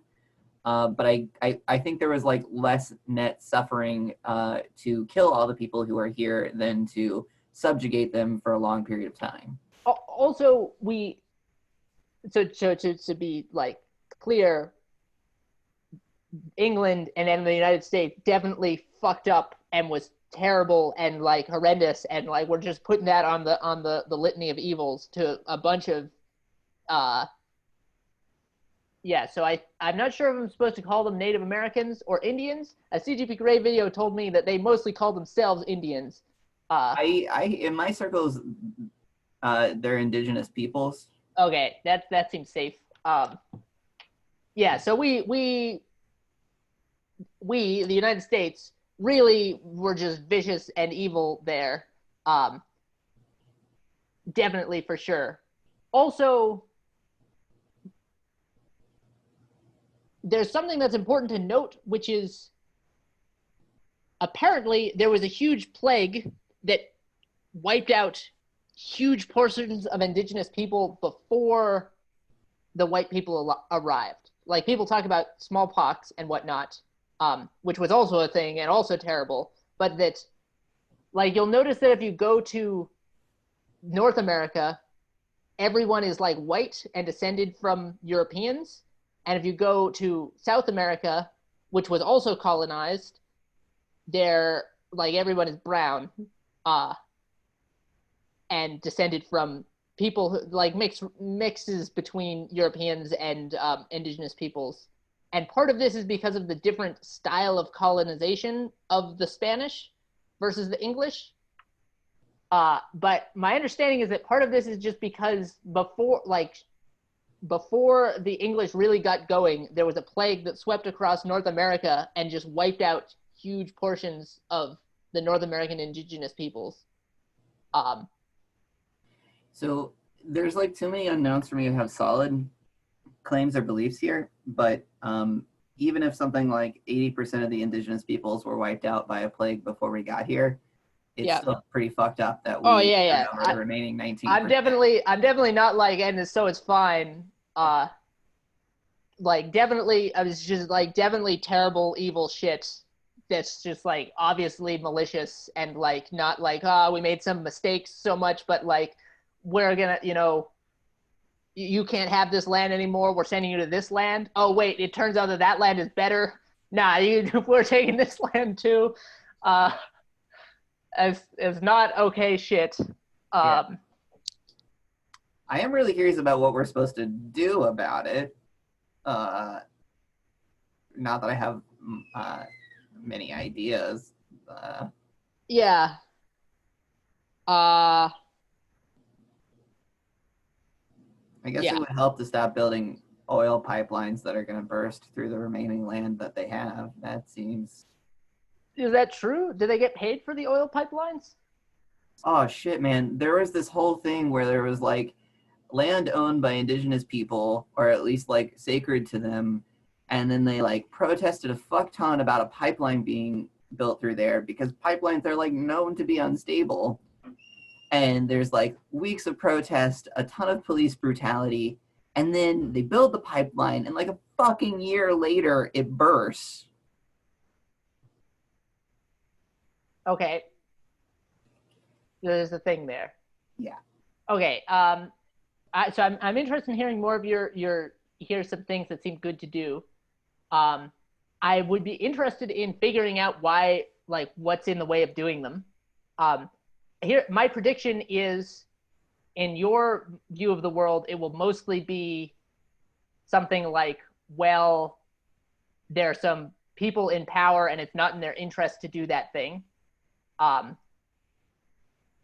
Slash, they're bastards. Yeah, it would be interesting for me to pause and check and see why I think the people in power aren't doing the things that I want them to be doing. All right. I mean, just like a very quick check is like, well, the people in power have decided that the people who are suffering are outgroup, and in their moral ethics, outgroup means not like deserving of like the treatment we give to real people. I think that's a little bit extreme. I think it's, but Like they like wouldn't put in those words. right.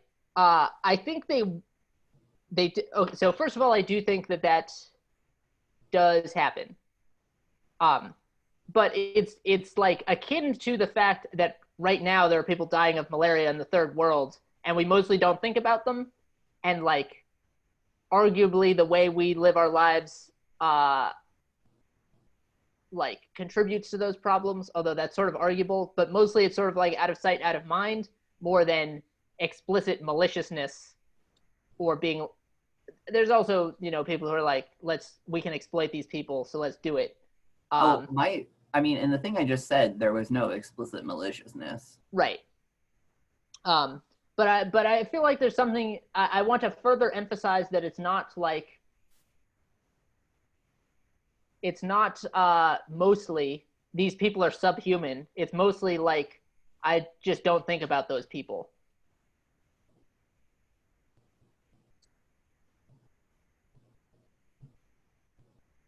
That seems, I think that's like the result.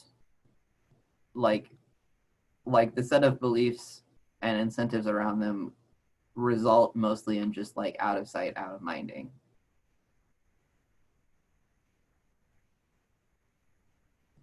What are the beliefs and incentives?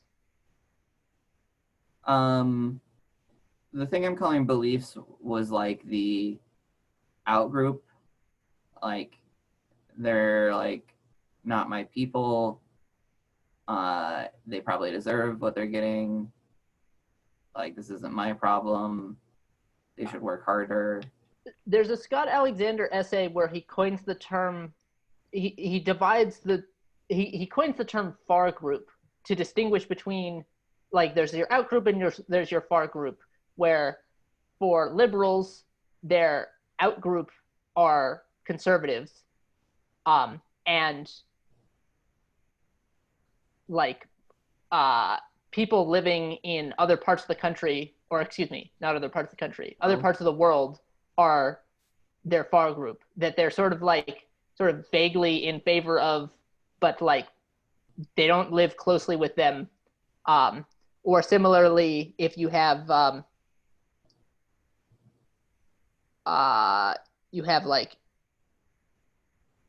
yeah, I don't know. He also gives the example of the Nazis with the Japanese, and the Nazis are like fighting the English, but they're friends with the Japan. Part of that's just political expediency, but you're like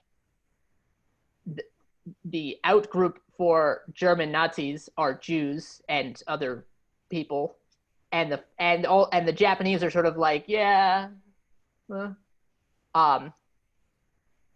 where like you tend to hate your out group, you tend to get angry at your out group. Your far group, you sort of like shrug when you think of them.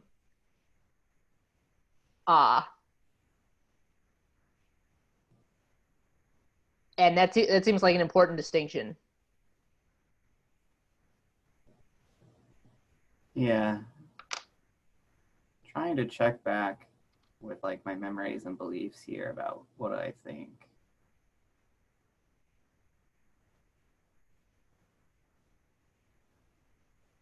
Like my model here is something like, for the most part, let's just say like affluent white people, conservative affluent white people, for the most part, don't really think about poor Black people. And then my model is that when they do, there is this like momentary discomfort, and then it gets turned into like anger. I would say self-justification or / defensiveness. Yeah. But that also matches my sense of how it is for most people. Yeah, and so I wasn't sure whether to bucket that as out group or far group. Got it. Which notably is different than liberals.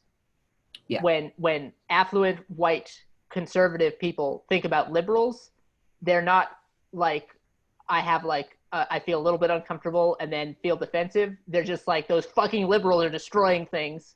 there's like no question about whether or not they hate those guys. Yeah. And like, in fact, as far as I can tell, affluent, I don't even, the group we're talking about here, when they think about, like, liberals are really alive in their world. Like, Yeah, as far as right. I can tell, even more so than conservatives are alive to liberals. Like, my dad's constantly like, fucking Pelosi, Nancy Pelosi, that bitch. I'm like, what the? Yeah, exactly. Uh, which is Okay. interesting. You're gonna orient us though. I'm gonna try. Yeah. So first of all, I definitely think that's true. That for most affluent white people, conservative or not, that's sort of their experience of thinking about poor black people. If they're even aware of it at all.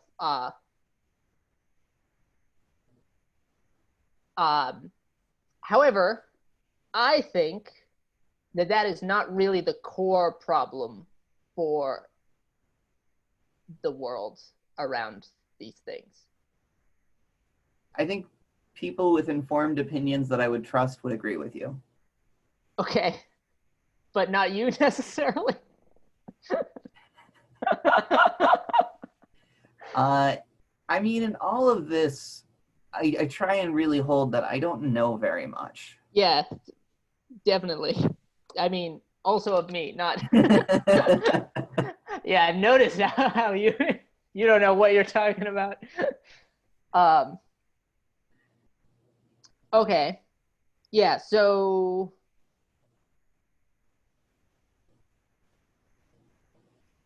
Yeah. So a thing that all right. So if I were to sort of summarize what I imagine your view of things is versus how my view differs, in Jack's view, the world is fucked up in a bunch of ways, and this is at least largely, although not exclusively, due to the fact that the people who have the power to change those things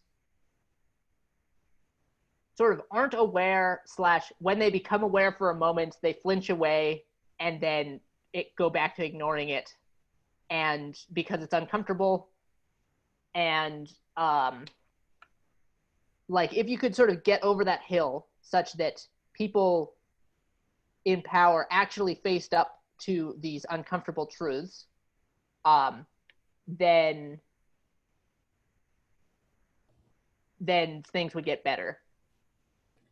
Very Uh, close with a minor modification. okay. Um, I suspect that could be a successful intervention to the problem, and that the source of the problem is upstream in systems that I don't fully understand. Got it. Okay.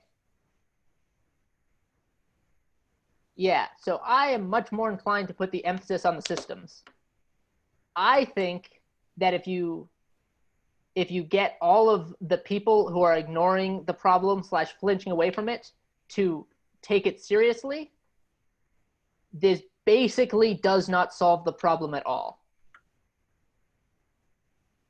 Uh like there's a lot of work going into basically. I'm sure that like some things, like I'm sure some good things would happen, but that yeah. It's good we don't have to quibble over that. That is where I was going to quibble. Okay. Um and for instance, this makes me kind of uncomfortable with the like blooming of Black Lives Matter stuff over the past few months, because I'm afraid that it's making a lot of noise and maybe doing damage, and that it's not going to fix any of the fundamental problems. So I agree it's making a lot of noise. Yep. And I would be shocked if it were not causing some type of damage. Yep. Um, there was a third thing you said, and I think that's where I get caught up. I think it's not going to help.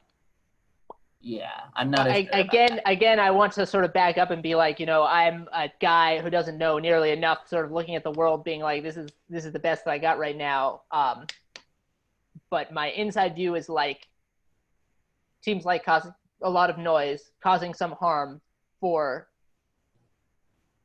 not any benefit. Like, we're going to have the same fundamental problems in a decade, except also we're going to be confused and angry because we're like, why is racism still a thing? And it turns out the problems were not really that there were a bunch of racist white people. The problems were deeper than that. I want to say something like yes and. Um, Okay.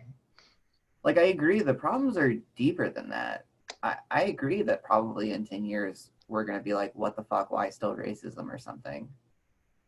Um, and I like notice the way that some like hopeful part of me is like, well, but like I know gay rights stuff a little more intimately, and if I like do an overlay, well, 10 years ago things were much worse, and 10 years before that things were much worse, and there is a lot of power in public perception.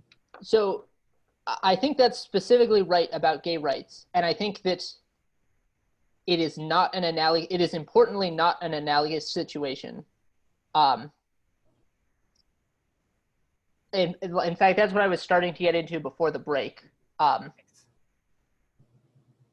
Here are two kinds of problems. One problem is like gay marriage, which, as I said, is like, basically when 51% of the population thinks, yay, gay marriage, then you get gay marriage. Mm-hmm. Another problem is something like people dying of malaria in the third world, which has a different sort of structure. And it turns out that the sort of thing that you need to end malaria in the third world is not 51% of people being like, boo, malaria. Pretty much already everyone is like, boo, malaria. It turns out the thing that you need is like one well-resourced, thoughtful Bill Gates to be like, how can I, like, what are the intervention points here? And can I just solve this problem? Um, yes, like that is like a way that that works. Yep. And my models say that if like if people like really like grokked and felt since how horrible the malaria thing was, and it like spread through social media and the way that like Black Lives Matter stuff has spread, that actually would make a huge difference. It would cause like people with resources and a bunch of agency to then do things and have like cascading change. Okay, so if I thought this was true in general, it would be a big crux for my view of the world and my view of Black Lives Matter and other things like it. Um, I expect that if people really got the felt sense of how bad dying of malaria was, a lot of money and effort would go into things that have a label that are, anti-malaria, and most of it would be eaten up by bureaucracy and whatever. And there would be like, it'd be a very inefficient process to which, like, certainly some fraction of those resources would actually help at least a little bit on the margin. Um, but I am not like, well, if only we do that enough, we will eradicate malaria. Where I do feel like if only we have Bill Gates go for a couple more decades, we will eradicate malaria. Um, and so I actually feel, given that that is the case, I feel sort of concerned about getting a bunch of excitement about a broad-based movement of people who are all jumping in to try and end malaria, because I actually want them to stay out and just get the one Bill Gates in there, because sort of he can manage the whole, like, granted, you don't have that many Bill Gates in the world in a bunch of ways. Yeah. But I think that for the problem of malaria, which is on the scale of things a pretty simple problem, like it's a problem where you're like, well, we know what the problem is, we know like what the interventions that will solve it, we can measure it, we can track it. It's possible for like the Bill and Melinda Gates Foundation to sort of like be on top of the whole thing and act responsibly and like set a goal and meet the goal. And then in a moment, I want to talk about systemic racism, which is way harder. Wait, if you've got a bunch of words queued up, then I think it should take a turn. Yeah. Well, when I say in a moment, I mean like in 10 minutes. Okay. Um, Um, but yeah, maybe you want to paraphrase or the share the your the response. the outcome you described seems entirely plausible to me. Like, Okay. we get a bunch of public attention on malaria. There are a bunch of like organizations that pop up. People donate their money to those. It turns out it's bad. It's like really inefficient, and that this just results in like loss of money and a sense like we did a thing and then it didn't work. This like I would not be surprised if this was the world that happened. Okay. Um, and so now I'm like holding that up in connection with also I predicted that I like also wouldn't be surprised that if a bunch of attention and movement happened that we would effectively respond to it. Uh, and so the two are in a little dissonance, and I want to just like pause and think about that. Seems good.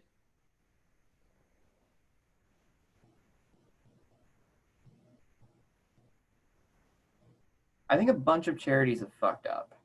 It is like a known thing. Like there's like memes of white people going into countries where we have no presence and being like, I see you have a problem. Let's go fix it. And are going and fixing it actually fucks things up worse because we didn't like uh, learn. Yep. um, and so I do want to be smarter. I do Like, want to pull back a little bit that I agree that statistically it's white people that are doing that, but it's not so much that they're white people. Like the problem is not that they're white people. The problem yeah. is people. But yeah.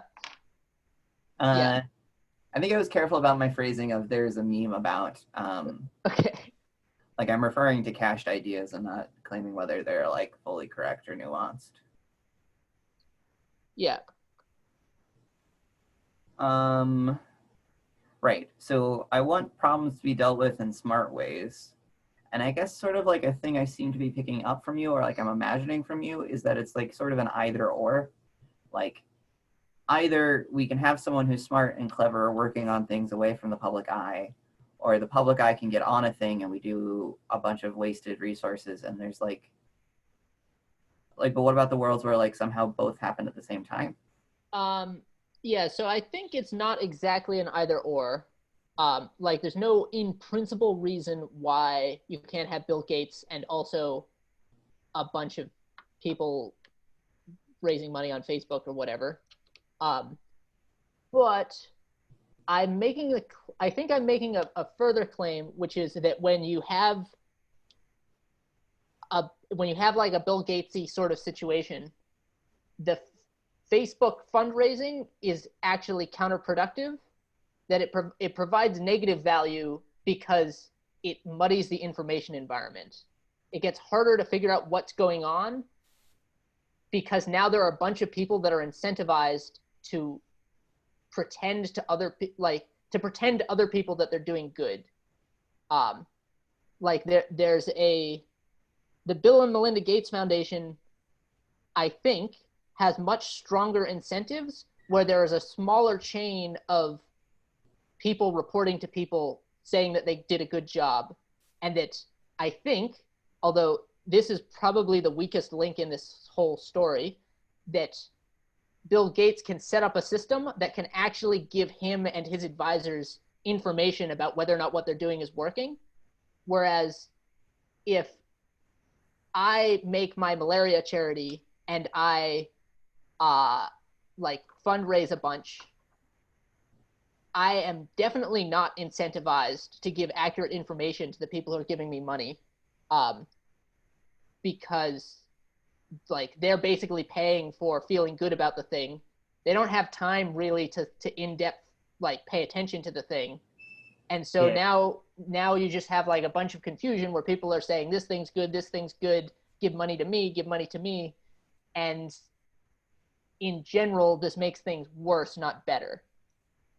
I think this is a good time to take all of these questions and start applying them to Black Lives Matters because I notice I like want to answer in that situation versus the Okay. next one.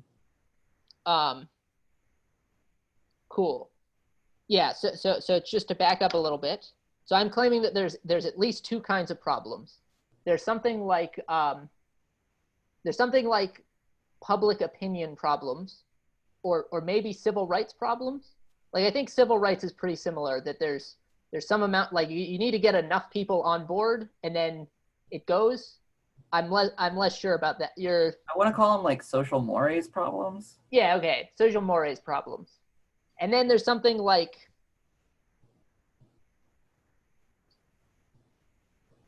puzzles or like technical problems. Um, Things we don't know how to solve yet. well, it might not even, like, I think we basically do know how to solve malaria, but it doesn't mostly involve changing people's minds. It mostly involves, like, there's some specific interventions that we need to do on the ground, and we do those interventions and then it works. Um, and maybe there's some other types of problems. Um, so just to give some context, 1 in 3 Black men in the United States goes to prison in their lifetime. See, you got your Steam toy. Is that a sponge? It's low. I don't. Can I get detail? Yeah, yeah. It's like rubber on both sides. Got it. All right, it's like a. It's Okay, like, I kind of want one now. I can give you a link. They're really freaking cheap.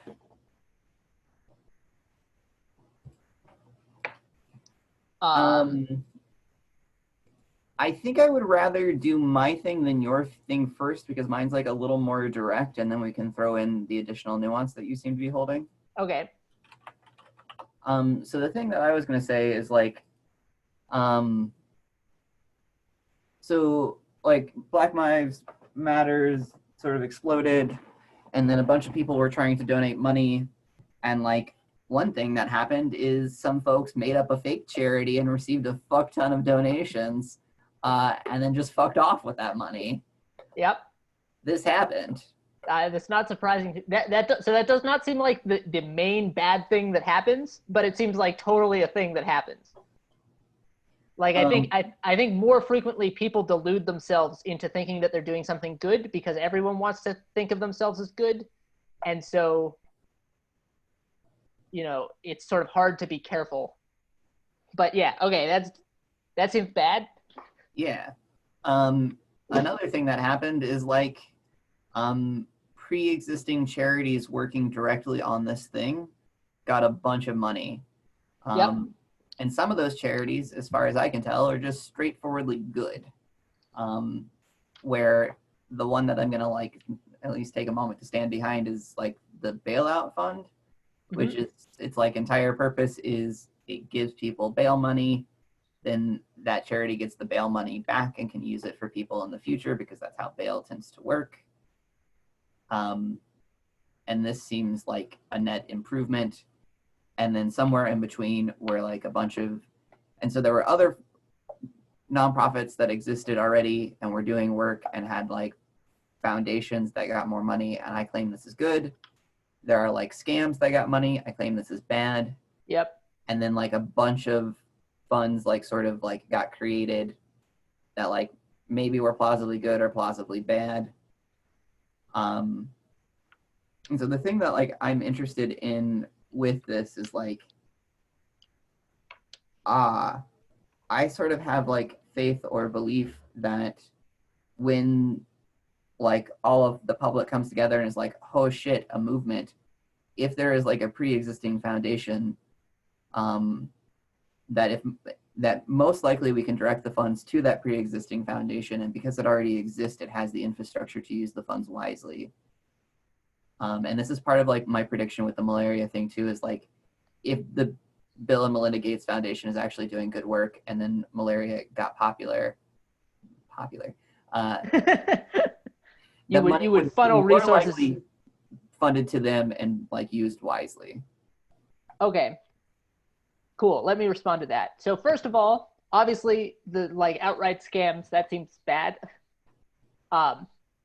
I don't know that much about the specific organizations you're pointing to. A organization that's like, we just do bailouts.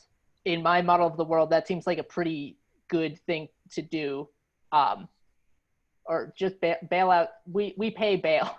Yeah, Bailouts is a different thing. it is. And that one's more. Yeah, that's a little bit less clear. Um, and I do expect that. So I definitely expect that one effect is that you get a bunch of people, a bunch of groups that have already been doing the work here that get more resources. And that definitely seems like a, or I don't know, definitely is a high bar. I would guess that It could be. Yeah. My best guess is that is a good thing most of the time. That the people who have been working on the thing for years seem much more likely to have a good impact model and have sort of be doing something real and effective. Although it's not that much in my view of the world, it's not that much more likely. Like, I still expect that if you give me 10 charities that are doing something related to racial justice, I expect, like, if I were to do some analysis of them, that like I would consider 1 out of 10 of those to be doing a good thing, and that the other 9 out of 10 to be wasting resources and or making the problem worse somehow. And granted, I haven't actually done this experiment, so maybe I will be. If I actually looked at it, I would be surprised. But my background belief is sort of the default is wasting resources / accidentally making the problem worse. Which, yeah, so I have more to say, but first I'm just sort of curious how much that's a crux. Well, first I can say that's coherent. Okay, that's a good bar. Second is that I also haven't looked into this, so any intuitions I have are like somewhat divorced from reality. And then like racial justice is like so broad that I feel like that it could very easily be the case that you go looking for like 10 racial justice organizations and that 9 out of 10 are sort of making the problem worse or not doing much. But that I probably could show you 10 major racial justice nonprofits that, if given just significantly more funds, would be doing good in the world. Yeah, so I'm not saying that there are not organizations. Definitely, I think there are organizations that are doing good work. Yeah. But if I think that they're, a small fraction of the whole pie, then I feel less good about pumping up the whole sector. Yeah, I do seem to have different intuitions here. Like my sense of you is that you have like a higher distrust. This is not a good analogy. This is not even an analogy that's in my favor. But like in like surrendered leadership circles, there's this sense that you can like sort of trust what emerges, that the group intelligence will direct you to the right thing. I seem to have some of this in my orientation to the online circles I run in. I seem to be believing this and holding it with the same level of skepticism that I hold to circling, which is somewhat a lot. Yeah, my default assumption is that institutions are like more or less dysfunctional. And that the more you move away from very clear feedback loops, the more you should expect corruption and dysfunction and people rationalizing and so it becomes rarer and rarer to find the bright spots of groups like tackling the problem in a sane and effective way. And that's sort of like a background. So this gives me a sense that if I just give resources to people trying to solve the problem, I'm like, that seems like sort of hopeless. Your stance like makes sense and seems like plausibly correct about the world, and I expect that that sort of thing emerges most from having large structures or lots of resources or lots of power, and so I would predict seeing that less in the grassrootsy type things that I've been interacting with, and that those problems would come in more with the increase of funds. Okay, so to paraphrase that, Jack's like, okay, that perspective makes sense, Eli. It does seem like it makes sense that you might think that sort of institutions are dysfunctional. I mean, like, have you ever been part of an institution? But it seems like you expect, Jack, expect that things get more dysfunctional the more they're sort of institutionalized and more like bureaucracies.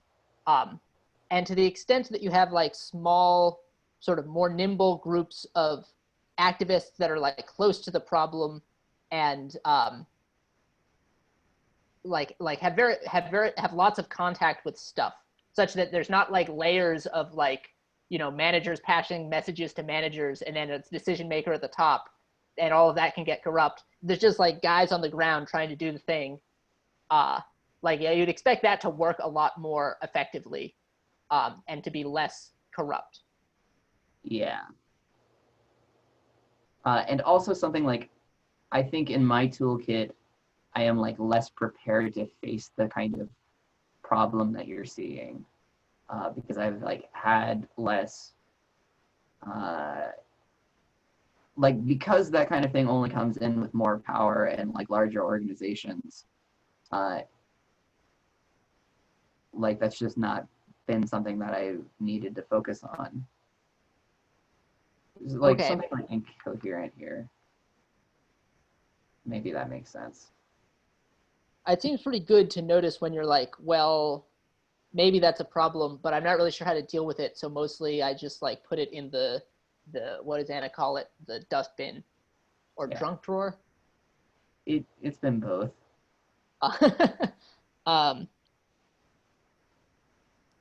Okay. Yeah, so I guess I want to disambiguate between two kinds of problems. One is you have institutions that sort of become dysfunctional in the sense of they can't even do the thing that they're trying to do, which I definitely think that problem increases as the thing grows and becomes bureaucratic, and like there are people in offices who are far away from the specific things being done. But I think there's another related problem, which is it's just really hard to get a correct impact model. Specifically, if you're trying to solve the root cause of something. If you're trying to just there's, you know, the ship is sinking and you're just trying to like patch this hole right here. I think that's a lot easier to do from an on the ground perspective. Yeah. I think I'm going to interject a little bit because I'm like, yeah. There are, this is going to be rough. There are tons and tons and tons of Black theorists. There are tons and tons and tons of Black activists. Like, generations upon generations of building up, like, institutional knowledge is not quite the right word, but like a body of knowledge. A body of knowledge, yeah. And so for like a bunch of white people coming into this question, it's like all new and confused. But like, it's not that way for Black people. They have like pretty detailed models. They have a lot of contact with reality. they might still be wrong. Yeah, but this isn't like a hot fresh take or something. Yeah. So just to paraphrase there, Jack is like, all right. So first, this is Jack paraphrasing Eli, and then Jack saying a thing. So Jack is like, yep. So it does seem hard to get the right impact model sometimes. And that seems like an issue. But like, keep in mind, Eli, that it's not like sometimes it's the case that like randos just show up and they're like, I'm here to help, and I see a problem, here I come, John Wayne style.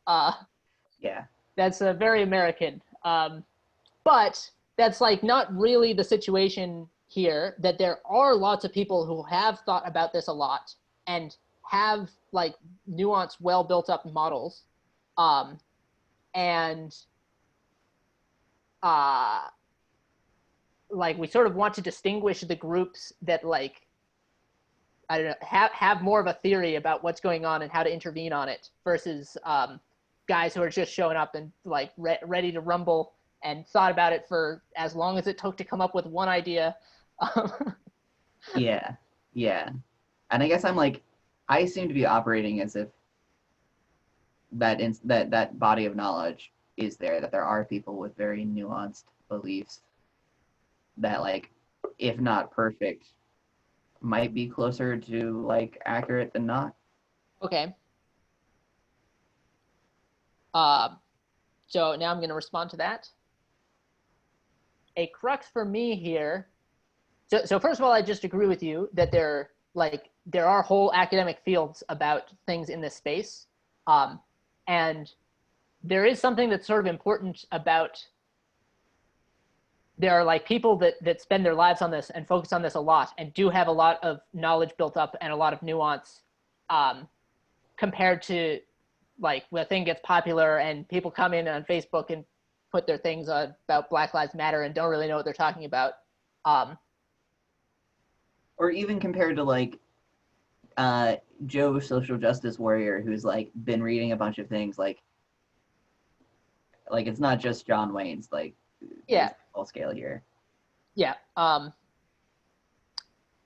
crux for me about how I feel about this whole situation is the degree to which I think the nuanced bodies of knowledge got the right answer.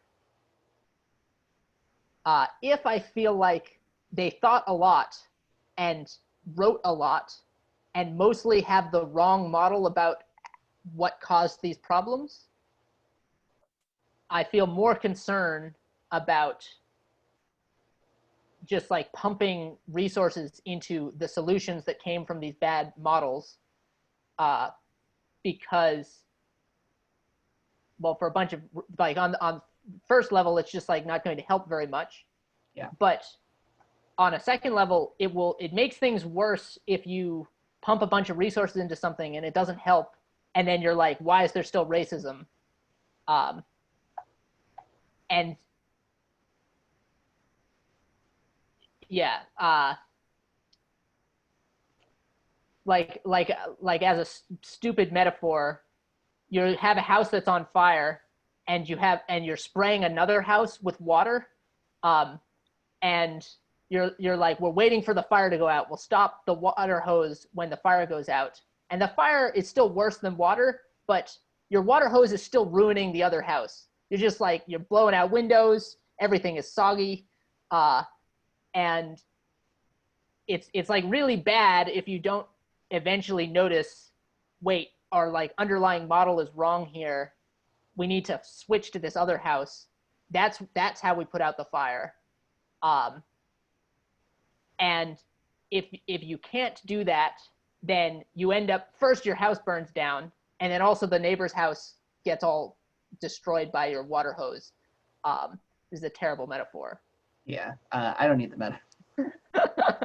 I mean, from what I'm hearing, you're like, yo, you can like theorize all you want, you can research all you want. If your takes are off, if they're like not accurately reflecting reality, then like further supporting that and throwing funding at that is going to lead you to an endpoint that you're not hoping for. Yeah. And also, like, I guess there's a background thing where I'm concerned about the collateral damage that these sorts of things can cause. But I think I'm basically only concerned if I thought it wasn't also helping. Like if I thought there was if there was collateral damage, but it was solving the problem, then I'd be like obviously depends on the balance. But I think mostly I'd be like, well, look, we're just gonna take some hits while we figure out how to do things right. And there's these terrible problems, and we got to solve them. And so like if we got to take some damage in the meantime, that seems probably worth it.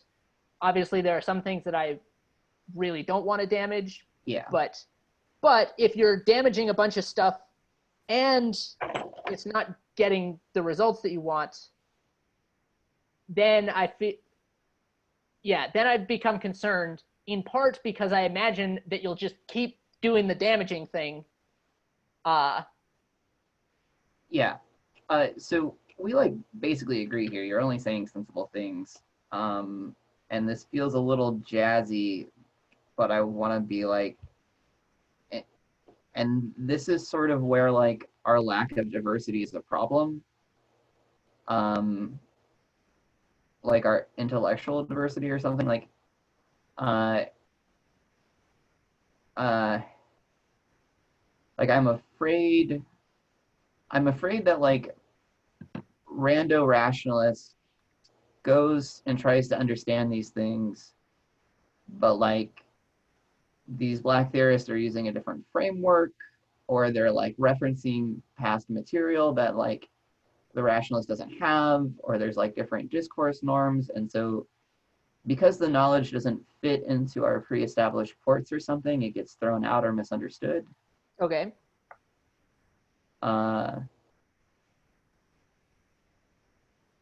I feel like that's sort of like a little bit afield from the claim that I was just trying to make, but I'll respond to it first, and then I sort of want to go back to the thread that we were on. Yeah. To be clear, I was aware that this is like a little non sequitur, and yeah, you did say it's jazzy. Coming up, which means I think it's relevant somehow. Okay, so I'm a rationalist who's like, I'm gonna come in and figure out how to solve these things, a little bit in my free time. Yeah. I think if you read 5 to 10 of like books that are considered foundational and significant, and then came to me with a take, that I would be like really inclined to hear what you have to say. Okay. And it's that sort of thing that I think just for the most part won't happen. And because of that, I will miss something. Yeah. Because of that, either you'll miss something that's important and good and true, or you won't be able to like correctly hold the values in the thing that is missing something important. I won't be able to correctly hold like there will be something that other people are holding that I'm like failing to integrate. Is that what you mean? Yeah, like maybe their approach is flawed, but that there are like some really valuable nuggets that won't be distilled.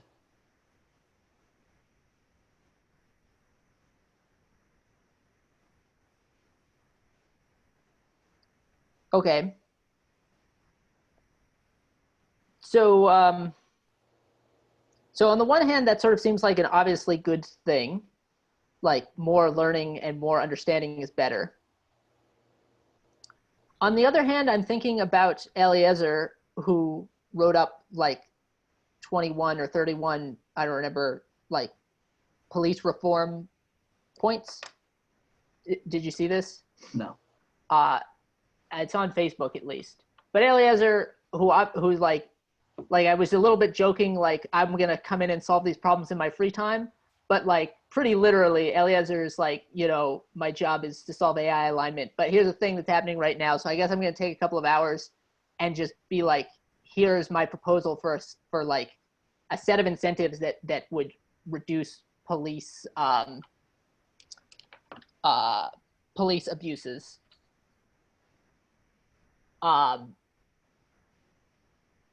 And it seems like there's something there's something that I want to stand up for here, which is there's a guy who's like a smart guy who comes in and is like, I'm just going to use the tool set that I have and my understanding of the world and just like look at the problem from first principles and be like, here are all the problems with the incentives. Here's a bunch of solutions for fixing them. Put it on Facebook, put it on Twitter. All right, guys, I'm going back to my day job. And it seems to me that this is an example of like at least a positive contribution, particularly because I'm not paying that much close attention to this, but I think that there are not that many like sane proposals that are actually looking at the incentives and being like, how would we need to set up our police systems such that we get fewer abuses? So given a context where that's not happening very much, although I imagine you might have a different view,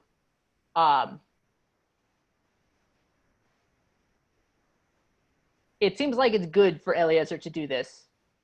And it seems like it doesn't depend that much on sort of like studying the prior things. Okay, admittedly, this is like maybe talking about how you realign police incentives. Like here's a bunch of points for police reform is somewhat different than talking about racism writ large, because if I'm talking about how to solve racism, that sort of depends a lot more on people's lived experience. Yeah. All right, you said enough that I think I can just respond to some points and then you can say more things about what didn't get communicated. Okay. I do have a general like affect towards like Eliezer's move as being one that I like. Like it does seem good for somebody to be like, all right, cool, I'm gonna sit down and think about this. When I think about this, here seem to be some concrete changes that would be good. Yeah. I also do have a disagreement with you in the place where you noticed of like, I think people are doing this thing. I think there are nuanced suggestions for how to concretely change policing systems so that we get the best outcomes and they take into account things like incentives. Yeah, so just to highlight sort of a background variable here, in general, I'm not very impressed by the thinking that people do in the world. I'm like, yep, people like, there are whole fields where they wrote many, many books about these things, and mostly I'm not very impressed. And like, I'm like, yeah, I think anything that you do based on this work is going to be harmful. And that's not because you're idiots. That's just like the default. People are like, humans are not that great at thinking, especially about things that are politicized. And you know what? And then now we transition it slightly into parody. And you know what we need? We need some rationalists to come in who know how to think, because that's their whole jam. And they're gonna think through these things and come up with sane solutions. And we can ignore all this whatever bullshit, and it'll be great, guys. So I definitely want to emphasize that is some parody. There are a number of problems there. For one thing, there are some steps after you write up like here's the proposal. Rationalists are known for having, like, in some sense, optimal proposals that either miss like very obvious to other humans constraints, or that just no one wants to use for one reason or another. But I think that there's a background thing here where it's not just that I don't trust institutions. I don't trust human figuring out what's true in general. And if you like take that on and then you backtrack, you're like, I think a lot of the things that I'm saying here make sense in light of that. That I'm like, yeah, it just doesn't seem that good to give more resources to things that are based on bad epistemic foundations. Yeah. I do think there's something sticky here. like something closer to a disagreement. Okay.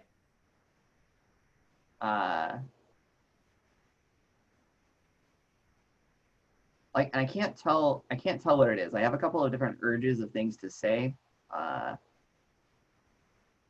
and they all sort of go in different directions, and I don't know how much I endorse them. Okay. So I could just say some things, or I could continue sitting and try and pick out what I actually mean. I could also ask you a question. Mm, Okay. Yep. Keep thinking.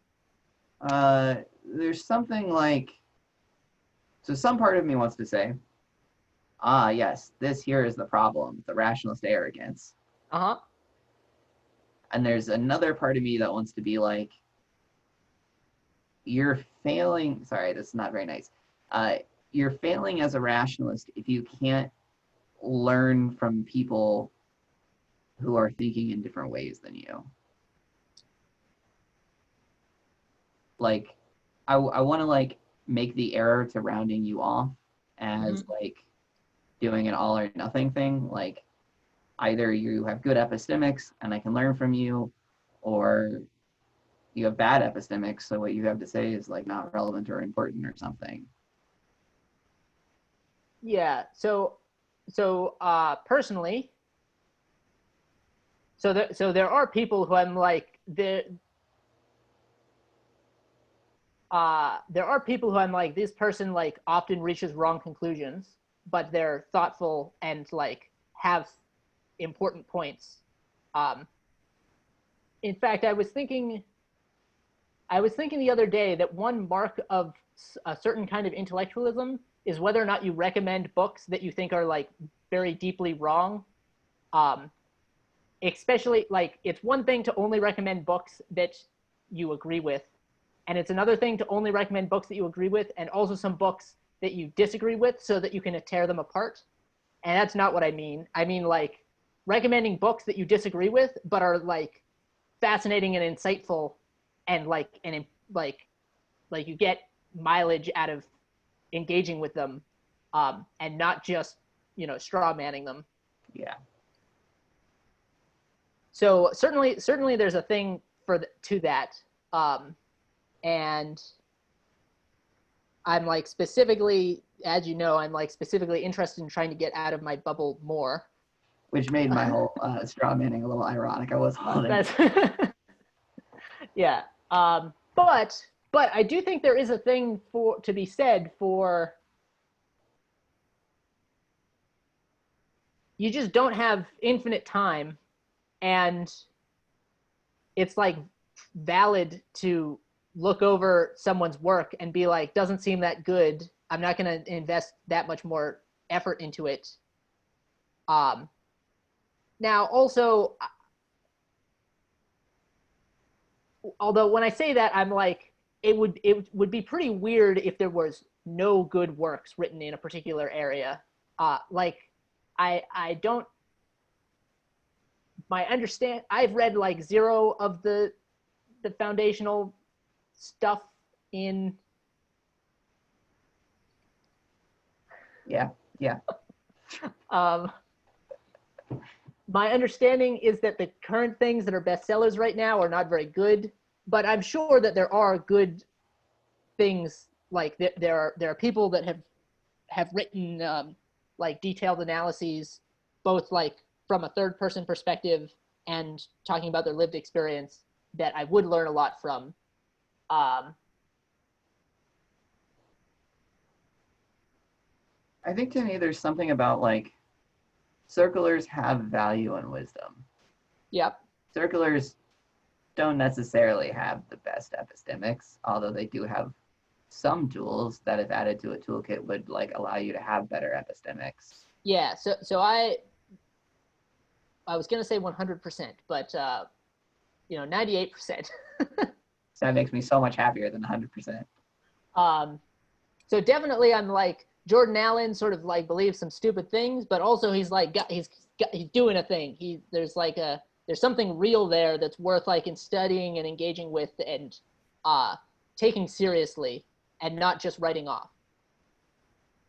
also, it seems worth noting that there are a bunch of like, the circulars are like sort of the pinnacle of a kind of new agey thing, and there are a bunch of new agey teacher-y people that are like, it's not really worth talking to them. They don't have nearly as much depth or nearly as much sort of awareness of the problems that they're like. Yeah, I don't know. When I talk with Jordan Allen, I'm like, like, here's a problem with your whole thing. He's aware of it and is engaged with it, and it's not just like a random thing that's coming out of left field. There's like a philosophy behind it. Whereas if I talk to a random new agey person who misunderstood quantum physics, they can't even really parse my question. Yeah, there's a range of quality within all schools.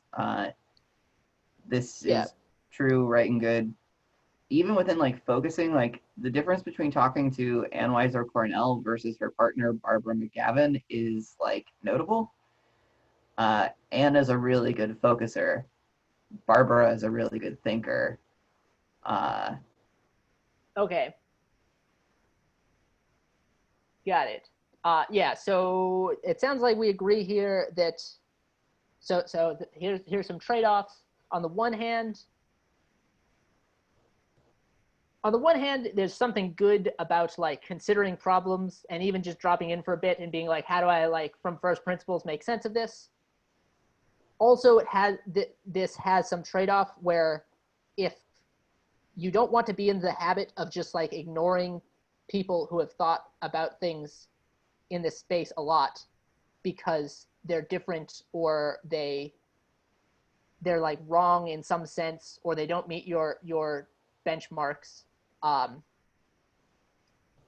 because you're gonna miss lots of things if you're like ruthless in pruning in that way, which is bad for you and also bad for like whatever problems you're trying to solve. Yeah. And also there's just always a range of skill and knowledge, and you don't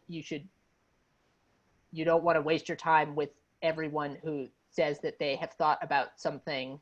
You want to find the people who have thought about something in an area that are like meaningfully like have done good thoughtful work, because that's where you'll get the most bang for your buck. Yeah. And even if you like go to some domain and you're like, actually most of the thinking in here is off, that itself is valuable because like you get the insight into what they're caring about and holding, such that that can be incorporated into your like actually good solution. And forming an actually good solution separate from that will not be actually good. Well, I think sometimes it will not be actually good. More often than not,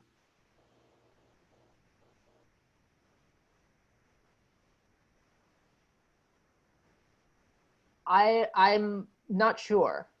I could imagine a world where the first principles thing does a pretty good job of capturing what's actually important. And I can, yeah, I don't know. I guess it depends on the problem. yeah, it seems like conceivable to me that like a bunch of examples could be shown to me and I'm like, huh, I guess I was wrong.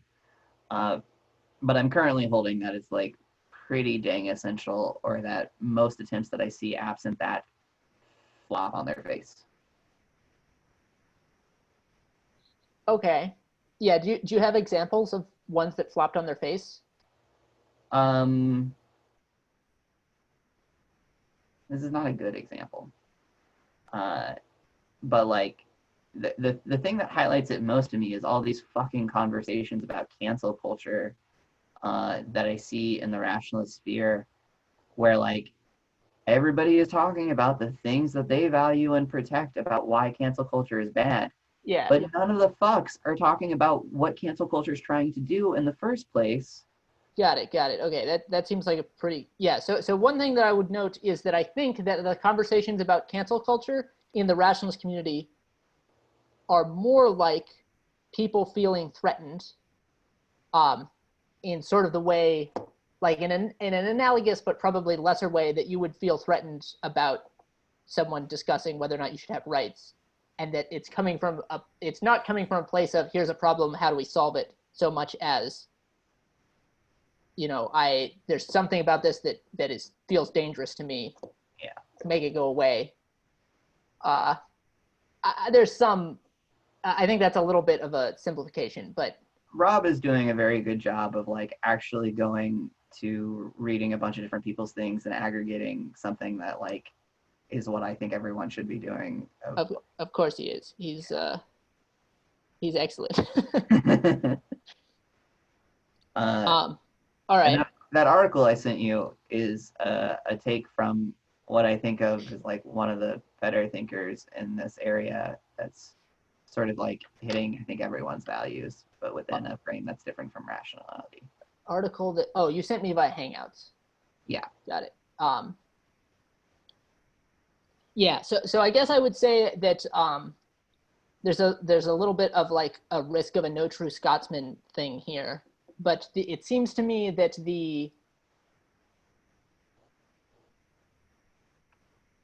actually doing the first principles thing and actually being like, what are the real problems and trade-offs here, and what's the best way to mitigate them, is both hard and counterintuitive, even for rationalists.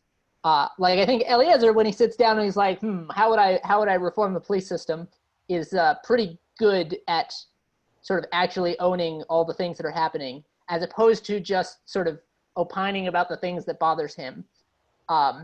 Sort of cloaked in a little bit in like, I don't know. There's a thing that happens in general where people are basically opining about the things that bothers them, but they are describing it as if they are coming from the God's eye perspective. So I guess I want to acknowledge that there's a thing that one can do, but doesn't happen very often by default and is hard to do. And it's unclear to me how much, when you're really doing that, like just sit down and try and solve the problem from first principles thing, how much it's important to bring in perspectives that you wouldn't necessarily consult. I can certainly imagine that you will frequently miss things that way. I can also imagine that if you're doing it well instead of not, which is the default, it doesn't, you just will miss a lot that way. Yeah, I was gonna say, I think figuring things out via first principles is just really hard. Like that it's possible, but that what I think happens more often is like people drawing on their priors and their models, and if they haven't been exposed to enough data in the world, they're gonna just get a limited answer. Got it. Yeah. All right. So I definitely agree with all that. Most people are not very good at this shit. Mostly, so I'm kind of elitist. No. I wish we had better elites. But yeah, I think that almost very, very rarely does anyone do the sort of thing that I'm recommending. Like in my ideal, well, I don't know, in my ideal world, everything would be fixed. But in my several steps towards an ideal world, you'd have some people, you'd have society, and society's, plugging along, doing the best it can. And then periodically you have some new thing that comes up, which is maybe a thing that's been there all along, but now suddenly, like, it comes to attention for some reason. Like, wow, it seems like we have a bunch of trans people. Did we always have trans people? What is it? Just that? Did something change? What? And then we're like, well, historically we had the bathrooms segregated. That's how we decided to set things up. But now we got this sort of wrench thrown into things, and now we got to figure out what to do. And then, you get some people who are like unusually intelligent and are like trained in compassion and trained in not being triggered, and they can go into a room and they have some discussions, and they're like, all right, so here's the trade-offs, and they like put things on a whiteboard, and they're like, well, we got this. If we do this solution, we have this problem. If we have this solution, we have this problem. Like, can we go like what? And then the people all sit down. They're like, we got to keep society running somehow.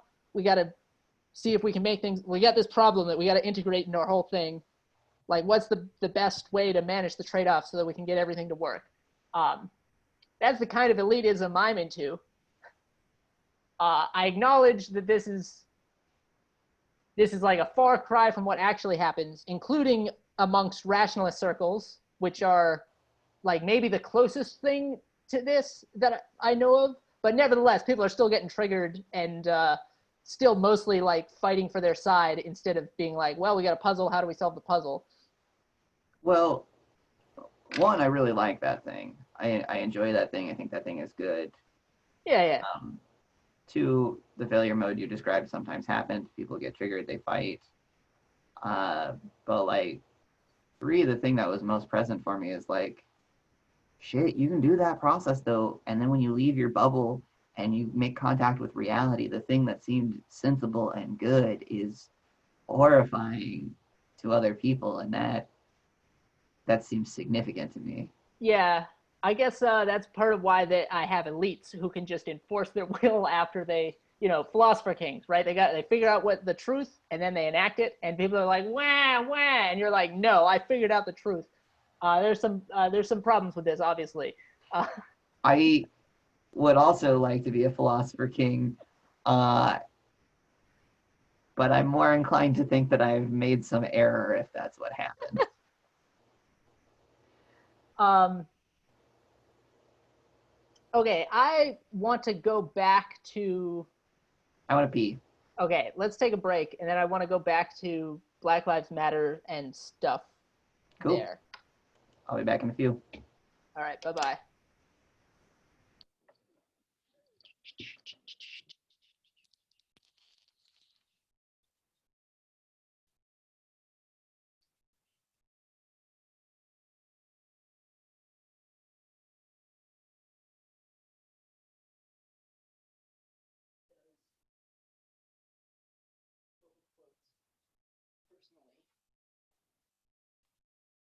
Personally, those quotes mean in person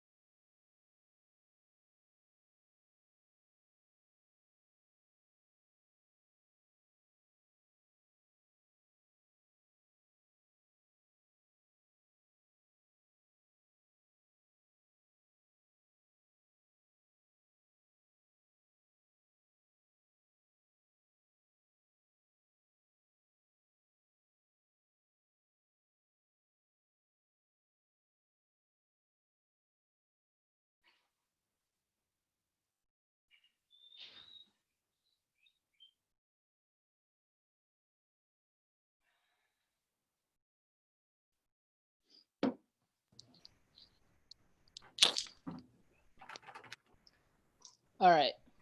Oh, Hello. All right. So here's my summary of where we were, like 45 minutes ago. So you're like, I, Jack, am like at least broadly, tentatively in favor of mass movements like Black Lives Matter, and I, Eli, am like, I am at least broadly, tentatively concerned. And we talked about different kinds of problems. There are like social mores problems and technical problems. And Jack was like, well, I think if you raise a lot of awareness via a mass movement, this pushes resources into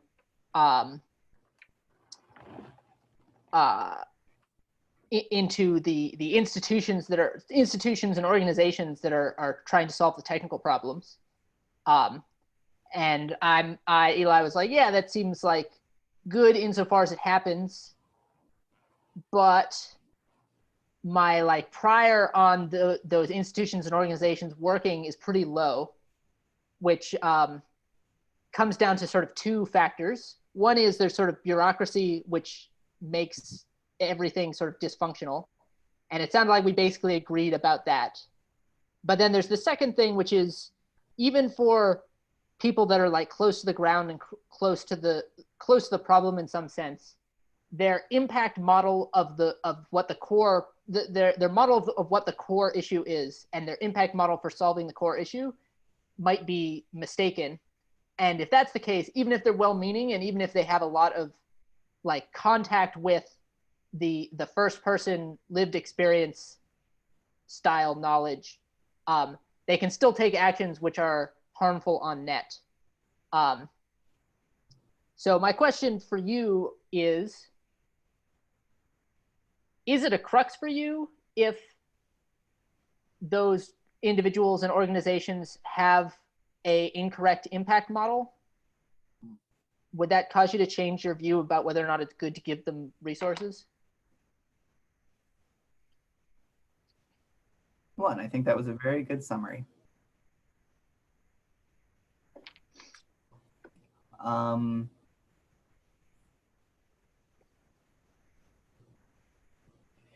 So if like somehow it became clear to me that donating to a particular organization was clearly going to be harmful or not helpful, I would speak about that. For example, Autism Speaks is like a pretty shitty organization. It does more harm than help, even though it's a nonprofit ostensibly for autistic folks. And I feel pretty comfortable speaking out against it because like the harms are fairly well documented, and there are other organizations doing work in the same realm that have not been shown to be harmful. In this area, the answer is easy. Mm-hmm.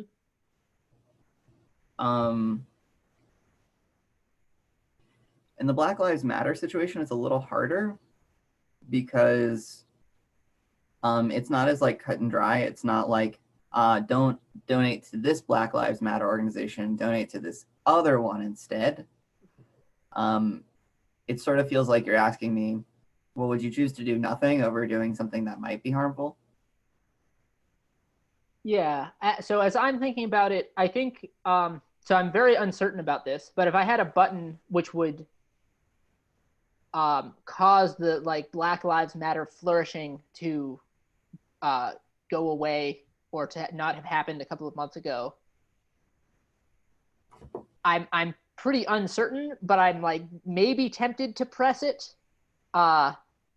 It depends a lot on the details of how sort of history rolls out, and maybe this is a tumultuous stage, and like in the grand scheme of things, it's not that tumultuous. Well, I don't know. We got a bad tumultuous. I think there's some like it seems bad that we have a left that is sort of there's a left that sort of is very insular and is attacking existing institutions, and then also we have Trump and a right that is very insular and kind of populist, and two of these things happening at once seems like it increases the risk of like large scale civilizational collapse much more than usual. Maybe I'm wrong about that. It's very hard to know, but in general, I'm like very loath to risk collapsing your civilization. You like, you got to take, you should be willing to absorb a lot of harms to not collapse your civilization. Although I acknowledge that I'm saying that from a place of privilege, because, you know, I have more to lose if civilization collapses around me than, you know, whatever young black person that doesn't have opportunities in the inner city. And he's like, well, fuck it. I might as well collapse civilization. Yeah. I think that's a good nuance. Yeah, so this is a little bit of a tangent of possibly there's some stuff happening right now and I'm concerned about some of it, but like it's part of a stage and things roll out and things get better. Even if the impact models of many of the people pushing the things are like basically mistaken. But I think it is more likely. So again, this is just within Eli's frame where he thinks that many to most of the people and many to most of the organizations doing work here have a basically incorrect model, which is obviously there's a lot of variety, and obviously there's no, like, there are people who have more sense and less sense, and someone in the mass must be right. That's not true. It's possible for literally everyone to be wrong.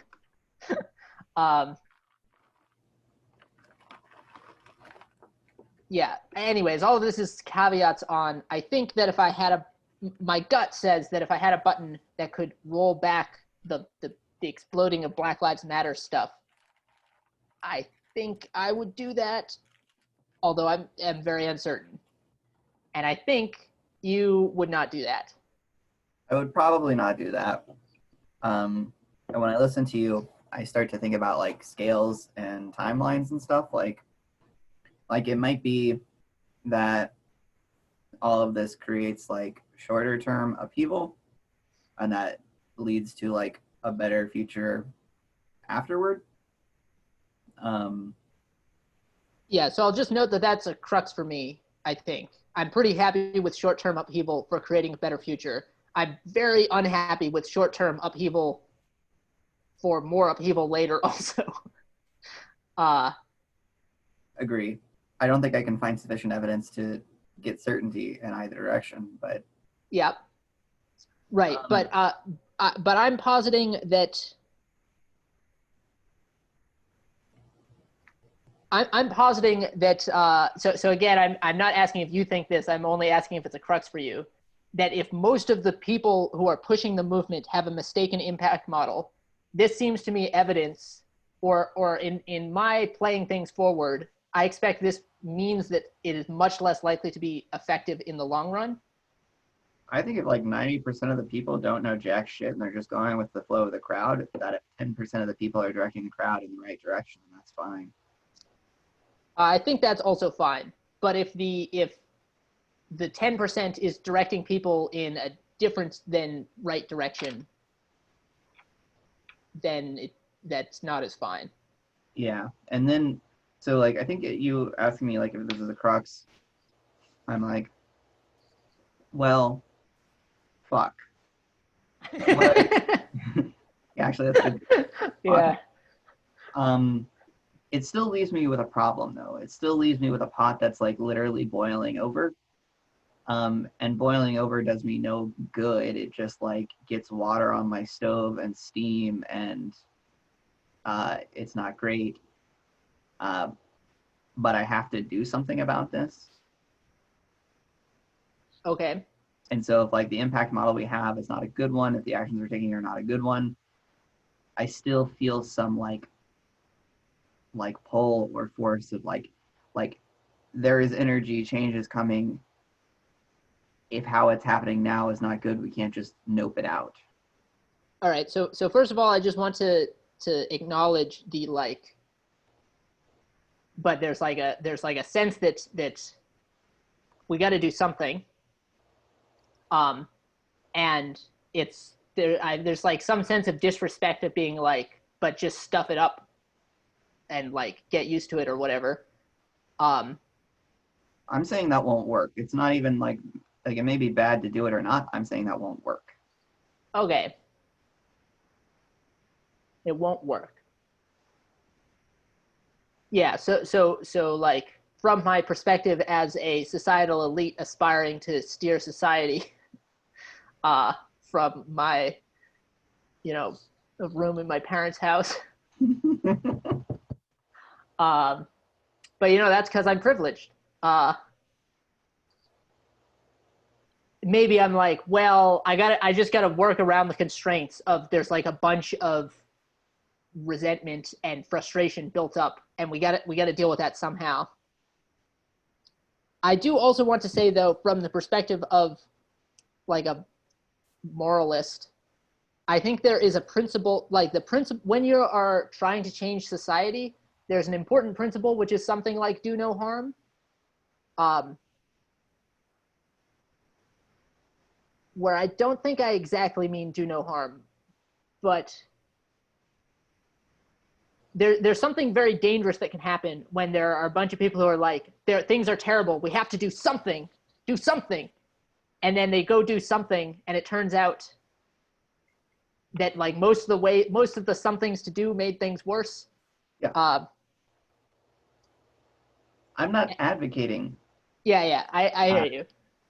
You're like, even if this is a mistake, it's happening and it seems sort of unavoidable. Um, yeah, or like harm is already happening. There are like a bunch of things that I think if like were presented to someone, they would say this is intolerable, this is unacceptable, this is like horrible, this is evil. Mm-hmm. Um, and like for whatever reason, it's not being tolerated anymore. And so it's more like I have a rampaging bull. I would like to have a beautiful, wonderful city where everyone is safe to walk the streets, but the reality is there's a rampaging bull. Can I get something good from this rampaging bull? Can I minimize harm? How do I orient towards it? But it's If you there. if you could, would you like if you could magically teleport the raging bull somewhere else?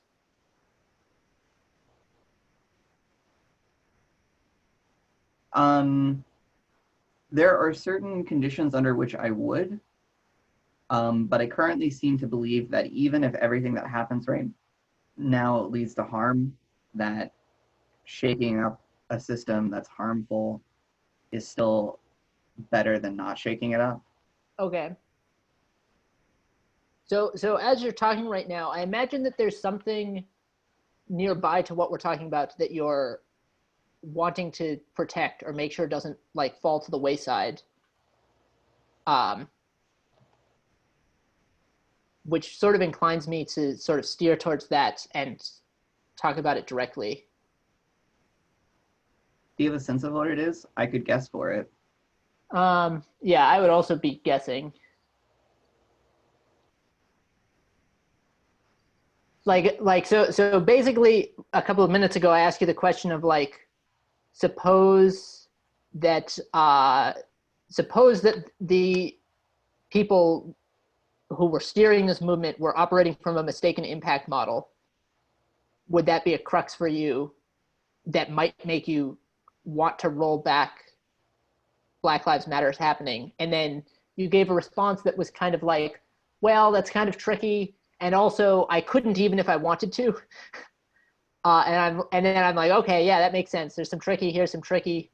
But if you could, would you want to? And then I imagine there's like a little bit of a freezing, which makes me think that that's like, if you said under these circumstances, I might want to roll Black Lives Matter stuff, that would cause some kind of bucket error in you, or like there's something that you don't want to get lost in that. Yeah, I think something like that is right. Um, like rolling it back or pausing it or whatever feels like saying that I accept the way society is now. And when I say the way society is now, I mean something like, uh, I don't know, I think you were the one who said 1 in 3 black men get in prison in their lives. This seems intolerably bad. Uh, I think there is like something fundamentally true or something near to a fundamental truth about like the statement that black people are systematically at a disadvantage in our society. And even if I like took race away from it, I think poor people are really fucked. I think poor people are intolerably fucked. I want them, like, even if it doesn't like directly lead to the right action, I would rather them like fuck shit up and let their rage be felt and to deal with the consequence of that. Mm. And I might be wrong about that, like wrong in the sense that like the world that leads to is worse than the current one. And still, I think I would encourage it. Cool. Okay, right. So I want to acknowledge some of that.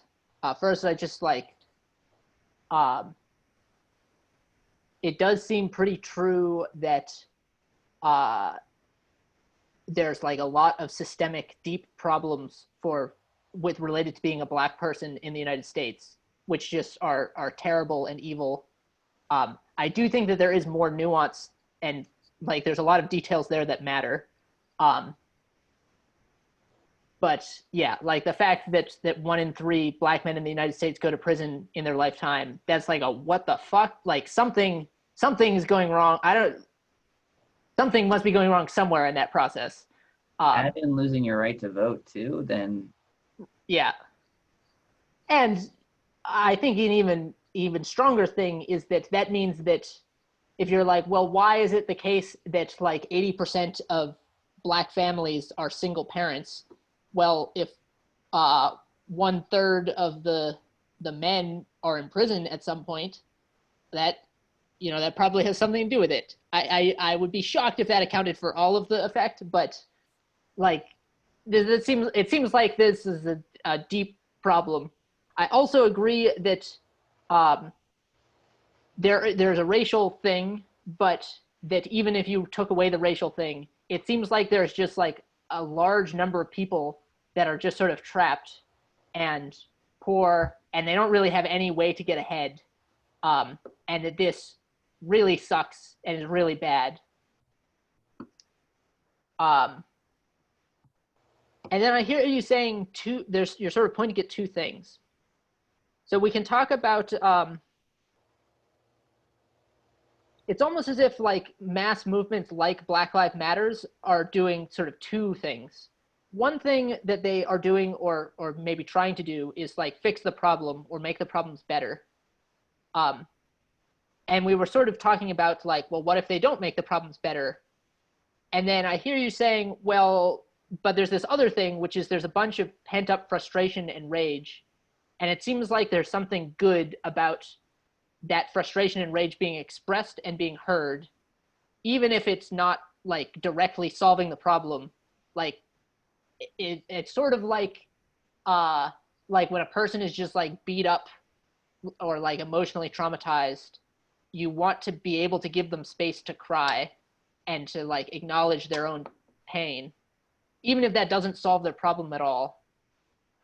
And it's sort of like if you're like, well, if we stopped this movement from happening, that's a little bit like shutting people in a box and being like, you're not allowed to feel this pain or you're not allowed to express this pain on a societal level, and that seems bad. yeah. I think that's the clip. This is the most emotionally alive I've felt in the entire conversation. Cool. Okay. Yeah, you Uh, want to add more to that? uh, that second point seems to be very important to me. Like that, like we as a society see and hear and hold the reality of like a large portion of our people. Um, that's like inherently valuable, and I seem to believe that that's really really important for moving towards a solution, even if it's not the solution itself.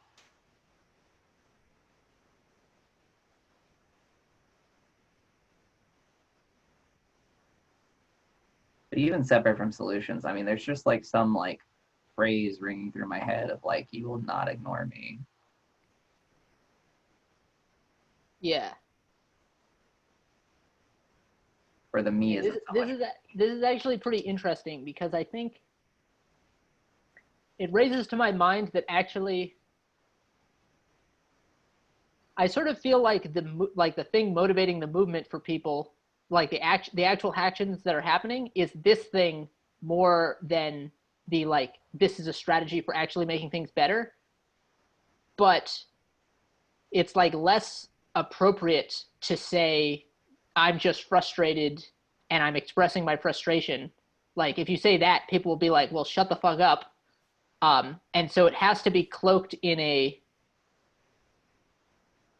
yeah. I like have a new sense of like, oh, it's not even like part of it is like some sort of strategic trying to make things better, but I don't think that's most of what's happening. Or like a lot more of it than I thought 20 minutes ago is people hurting and people being angry and like wanting to like finally god damn it like let that out and like stop ignoring.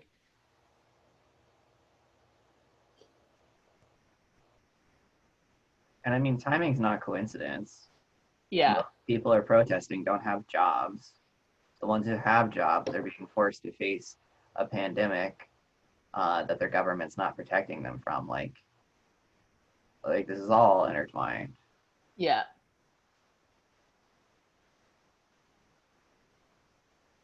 Yeah, someone commented that yeah.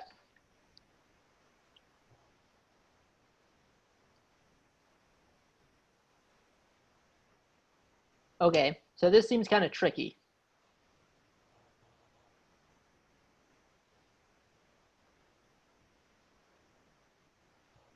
So part of me from my like how do we make society work perspective is like all right, but I'm sort of gonna ignore this for now because I'm just like, can we just figure out a solution to like solve the problems? Um, like what series of actions will cause us to be in a better situation, like permanently, 2 decades from now, 3 decades from now? Which so first of all, I'm acknowledging that like that part, like the part of me that is responding in that way, is sort of part of the problem. Um, Oh, I was actually going to be like, yeah, and that's like part of the solution. okay. Like you're sitting and thinking about this because they've been screaming. That's true.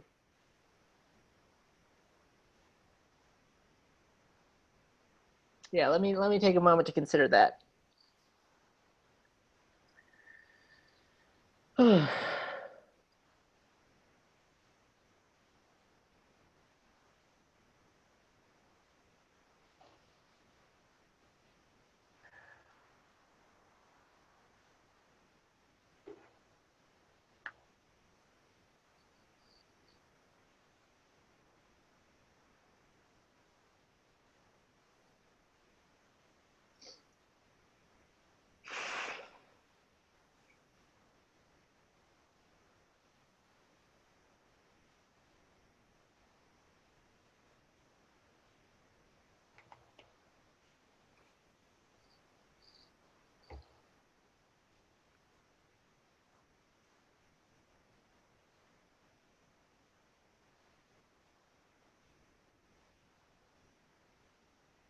Okay. There. All right. So there are a bunch of things. So one thing is I'm like, well, shit. We want to solve the fundamental problems, and also there's like a bunch of anger and frustration and hurt that wants to be expressed. I'm afraid that the anger and frustration and hurt is going to cause more problems that sort of make the fundamental problems worse. Although there's question about how that's working out. Like, as we just pointed out, we're like, well, we're having this conversation now in non-trivially because of the people screaming.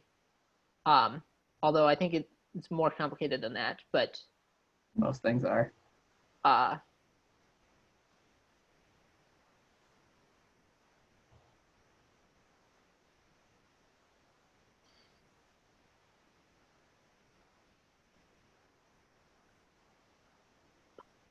Yeah, but I'm afraid that the expression of the emotions is going to get in the way of solving the problems. And I don't know what to do about that.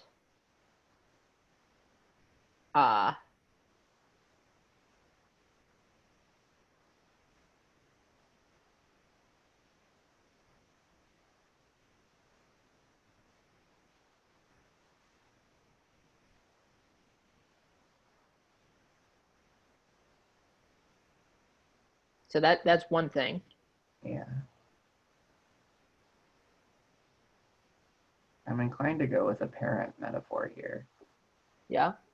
Where like if I describe what's happening as screaming, then there's like a child tantruming, and the child is in like a lot of pain. And if I am also a child, then like they might punch me and that'll hurt. If I'm also a child, then their screaming might get the parent to come in and like beat me up or something. If I'm the parent in the situation and I'm a single parent and I'm stressed out and I'm overwhelmed, then my child's tantrum's gonna knock me over too.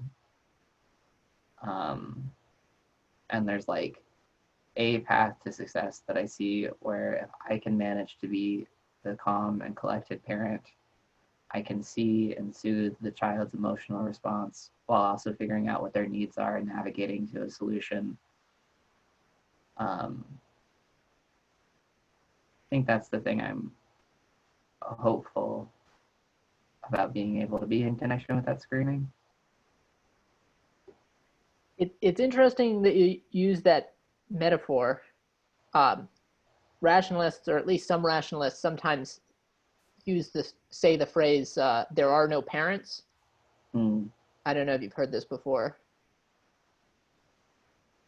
Oliver told me this, I think, at my first CFAR workshop, where if you're like, suppose you're a kid on the playground and the school's on fire, and you're like, holy shit, the school's on fire, and you're like, you go looking for the adults to like solve this problem for you, and you like are looking and looking and looking, and you're like, wait, where is oh shit, it's just me.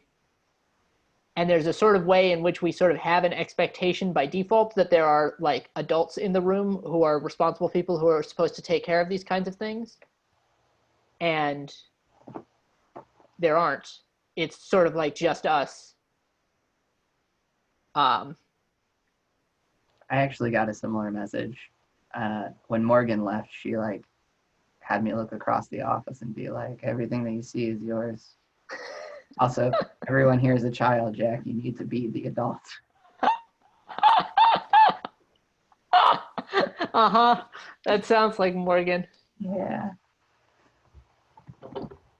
Yeah.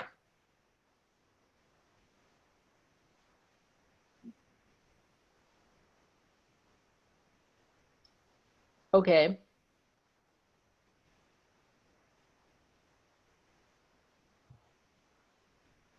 I guess I want to back up a little bit. I've sort of beat around a little bit that I think that my story is that the impact model that most of the people pushing for these reforms have is pretty mistaken. I'd like to say a little bit more about that in more detail. I will hear you.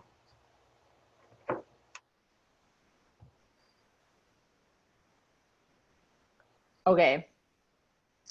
With race in particular, there's a bunch of evil stuff that has happened, and and today it is the case that there's a bunch of systemic inequity. And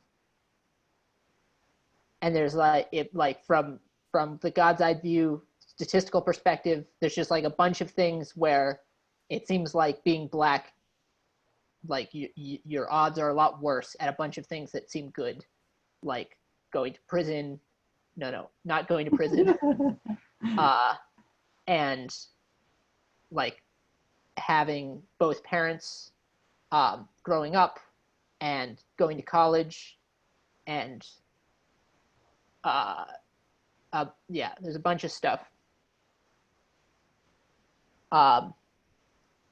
My understanding, which is insufficient, is that this is basically the result of the fact that 60 years ago, ending about in the 70s, I think, like from the Reconstruction, when slavery ended in 1850 or whatever. When did the Civil War end? It happened from the 12th of April, 1861 to the 13th of May, 1865. 1865. So I'm off a little bit. So from like 1865 to 1970, there's like 100 years of explicit racism. There was also explicit racism beforehand. But that was, a different form. Yeah. But I guess first I want to back up a little bit and say, I want to make a distinction between implicit bias and outright verbal bigotry. Yep. Like there's one thing where it is common that if you see a black person coming towards you in the middle of the night, you might cross the street. Versus, a guy who's like the N-word, the N-word, the N-word, fuck those, the N-words. What's interesting? Yeah.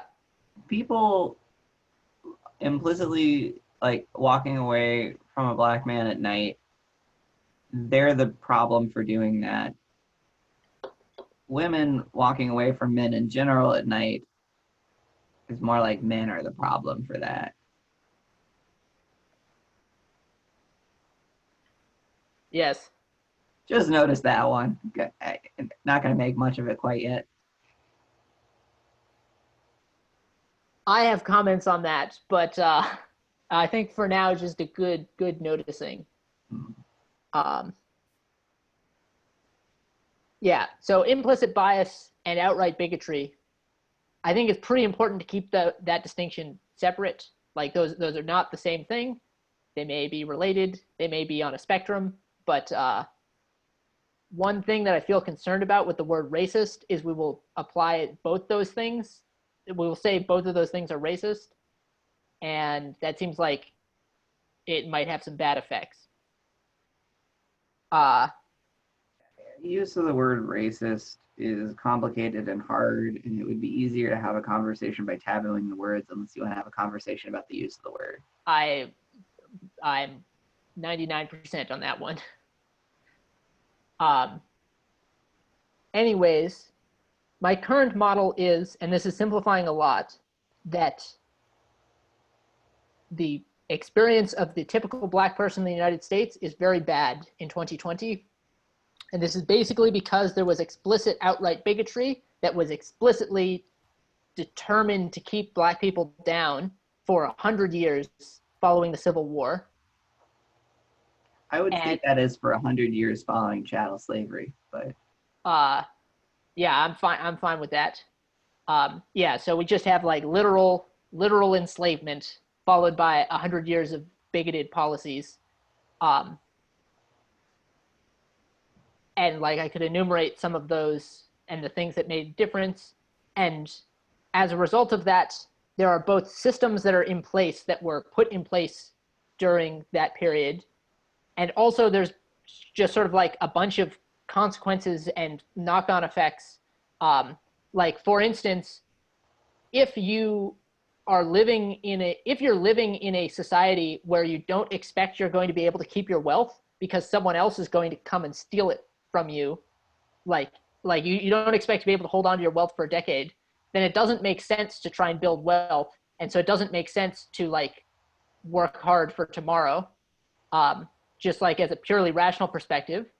And then if you're in this situation for a century, then you have a bunch of people who are training themselves in a culture that doesn't have intergenerational wealth transfer, and things don't get better from generation to generation.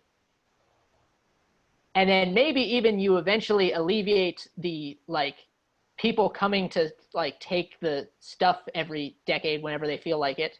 But you still have these knock-on effects where there's a rational response to a situation that is now sort of being self-enforced, because if you have a bunch of people that are all not planning for the future, then your individually planning for the future is less adaptive. I'm compressing a lot here, but that's like one example of a way that things get fucked up. Yeah. I'm wondering if you have a response to that one in particular. Maybe not. But Intergenerational wealth not transferring, or the whole like what sounded a little bit like a trauma response that perhaps is no longer needed but is very thoroughly well learned. That's an interesting way of putting it. But it's a societal trauma response more than like it's at the level of groups of people. Everything is fractals. Right.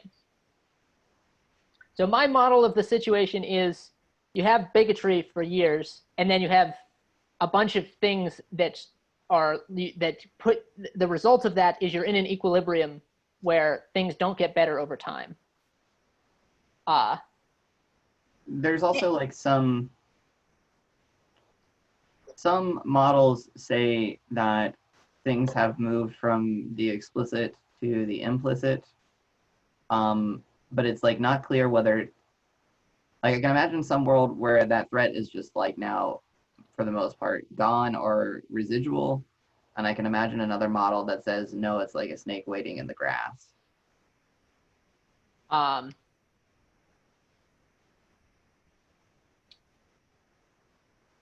Which I could say slightly more concretely if you need. Are you talking about outright bigotry or implicit bias? Outright bigotry.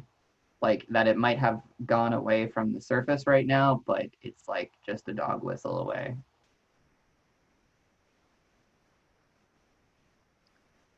Yeah. So this is not mostly my model, but let me think about if that were true, how much of a difference it makes.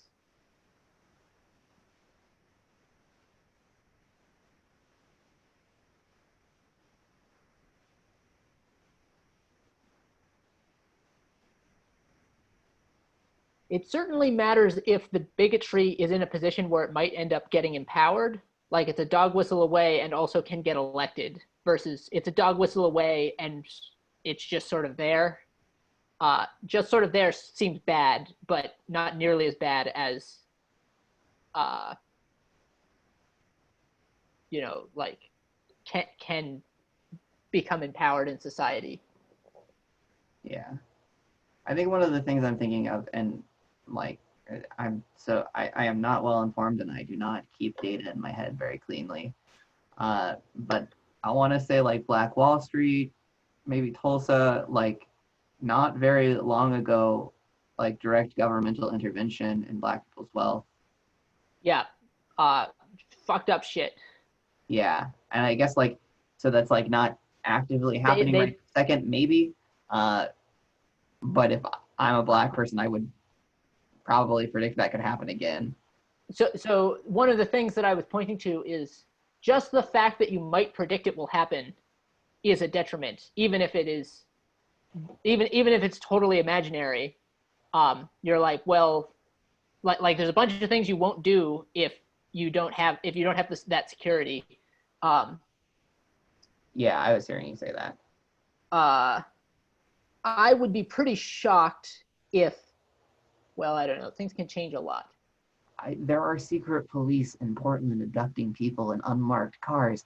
I would have been pretty damn shocked about that, like even a couple weeks ago, and that's now Yeah. reality.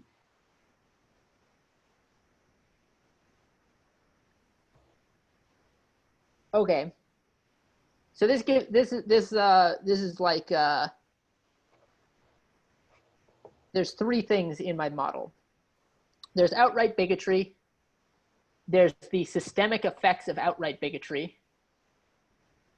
Some of the outright bigotry is like maybe snakes in the weeds. I'm unsure about that, but that seems like an issue insofar as it's true. And then there's implicit bias.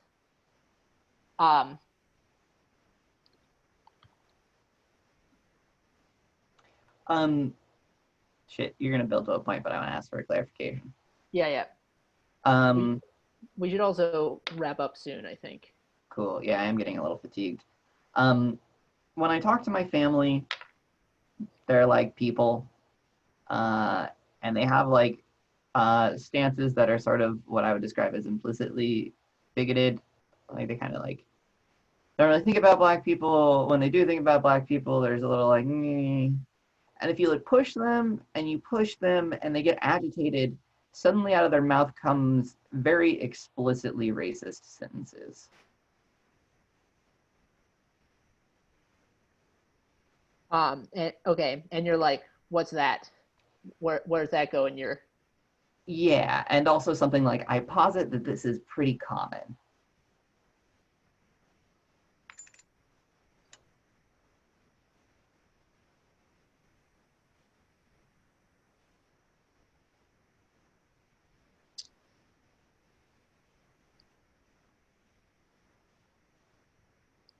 Yeah, let me think about that.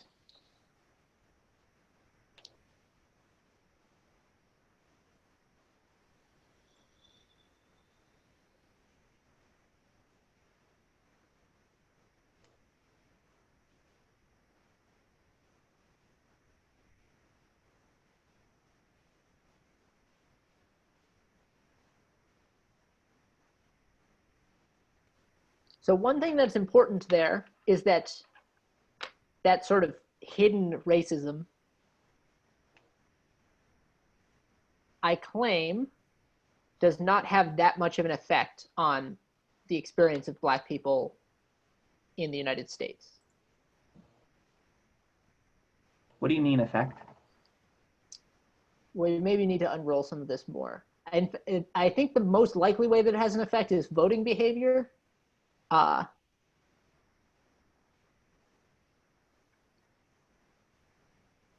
But that isn't, what do I mean by effect? That isn't the thing yeah, let me make my key claim and then we can come back to this / discuss it. My very simplified story is that the experience of the average black person in the United States is very bad compared to the average white person, basically as a result of legacy systems and legacy rational beliefs descended from a century of outright bigotry. And my projection on a lot of social justice-y types is that they are attributing a lot of these problems to something closer to implicit bias. And there's a lot of push for people to like own their privilege and like have a particular kind of attitude with a sort of implicit story that people not taking responsibility for that stuff is the thing that causes the problem. And I think that that's basically not true. I think the problem is caused by the century of outright bigotry and that people cross the street when they see a black person coming. That sort of thing has like a very, very minor effect compared to, you know, the systems that cause most 80% of black families to be single parent. Yeah. So I want to really lean into and thinking and versus or thinking, where like I think both of those things have an effect. I think like you go talk to a bunch of people and black people, they could tell you about like a bunch of small microaggressions that like actually felt horrible for them, and how that creates like a broader like background for their life. And I do think that the systematic stuff is like truly what's most cruxy, what's like causing all of this. And I think most of the social justice people you see, you're accurately reflecting, and that the thinkers that I like admire, respect, are saying things about the systematic level and how like the individual level is kind of a distraction. Yeah, so I definitely acknowledge that, you know, the worlds are diverse, and there are lots of people who are saying sensible things and lots of people who are saying nonsensible things, or at least things that I disagree with. um,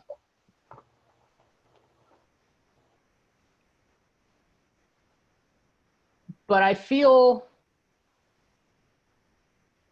yeah, so first of all, maybe you're right, and I should just find some black people to talk to and ask them about their lived experience. Maybe my sister can introduce me to some. Uh,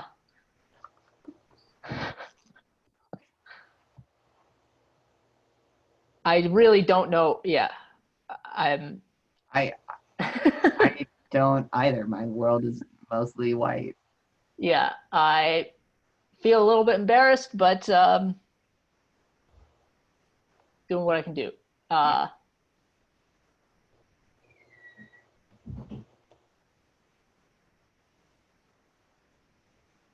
I yeah, but I'm broadly concerned. Like if I summarize my main concern, it's that it's easy to moralize people's implicit bias and to call people out for being bad. Like that's a much easier thing to tackle than whatever the complicated system is that causes it to be the case that the prison system is so terrible.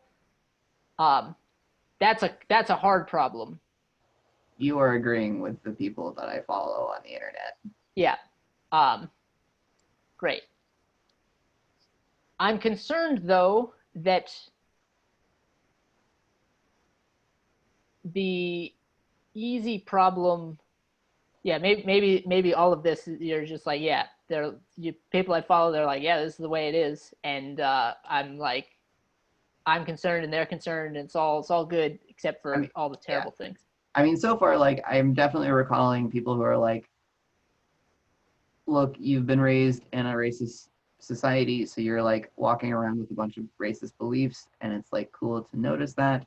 It's important to try and change your internal stuff. But like directing our movement to be about this individual stuff doesn't help with the systematic problems. Actual help is looking at things like prison reform.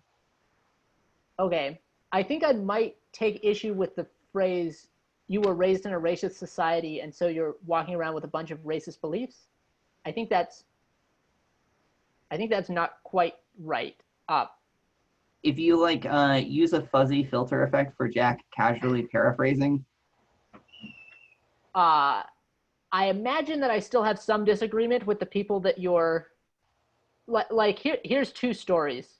Society is built on a bunch of racism, and it sort of gets transferred from generation to generation by a bunch of like subtle processes, and like communication, like there's representation on TV, and this sort of like creates a stereotype of what a black person is like and what a white person is like, and so a lot of us are walking around with a bunch of stereotypes which are sort of communicated because of like the racist culture. mm-hmm. Another story, which is not contradictory necessarily, like both of these things can be happening, is that you have the outright bigotry for centuries, which causes a bunch of problems, which in fact makes it like a rational belief that that you have like a prior about what black people are like and what white people are like and what Asian people are like, which is not polite to acknowledge. And so everyone ends up with some stereotypes about like black guys living in the hood being gangsters, and it's not like if you're like, well, the problem is the racist society, that's actually putting the blame sort of at the wrong node. The real problem is that, in fact, statistically, you're just in fact much more likely to be in a gang if you're black than if you're white. And then that goes through a series of channels such that you and I have some implicit beliefs,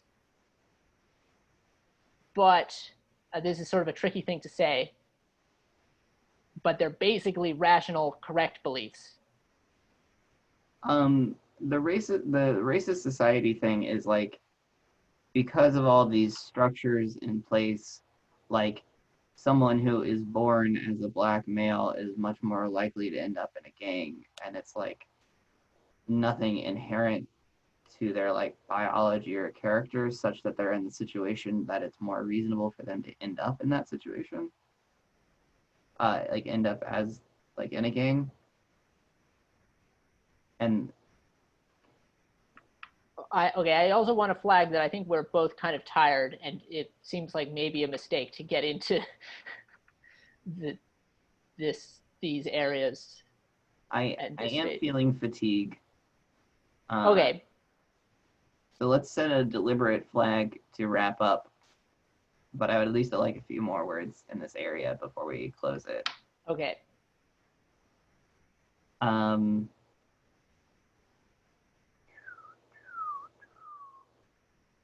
Like I don't think I disagreed with much of what you were saying. It's more like, where are we putting the emphasis in the sentence or something?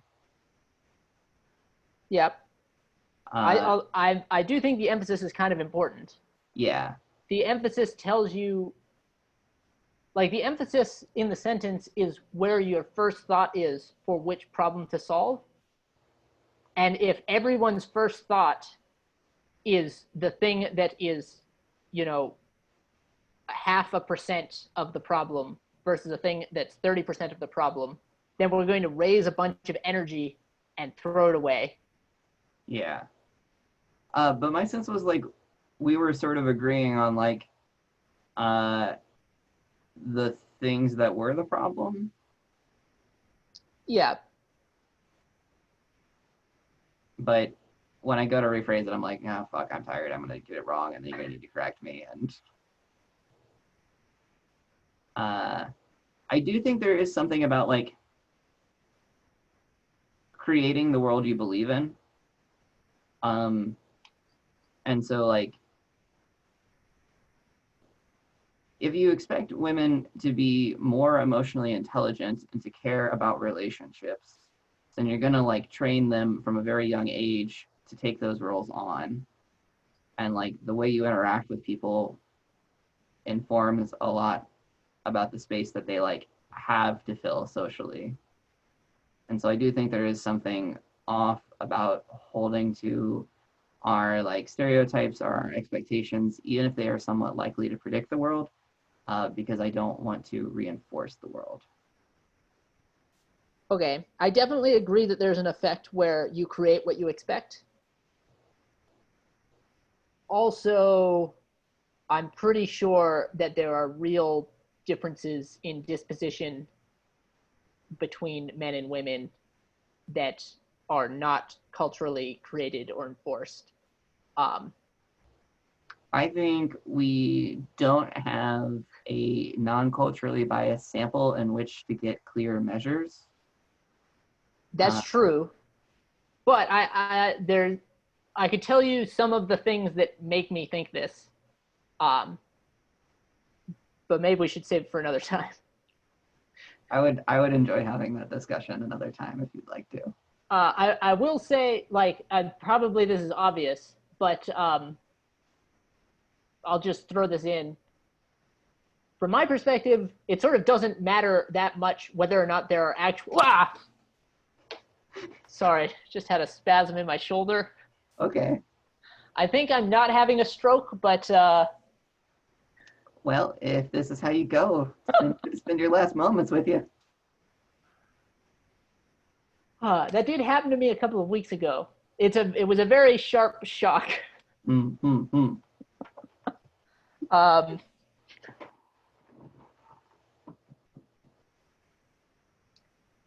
Sort of regardless, like, don't force people into boxes. Let people live however they want to live.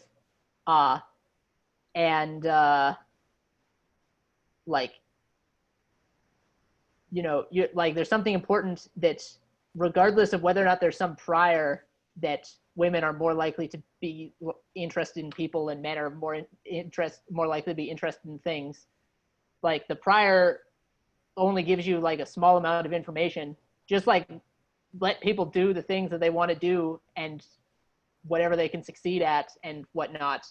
I suspect there's probably more nuance there, but I agree with those words so far. yeah.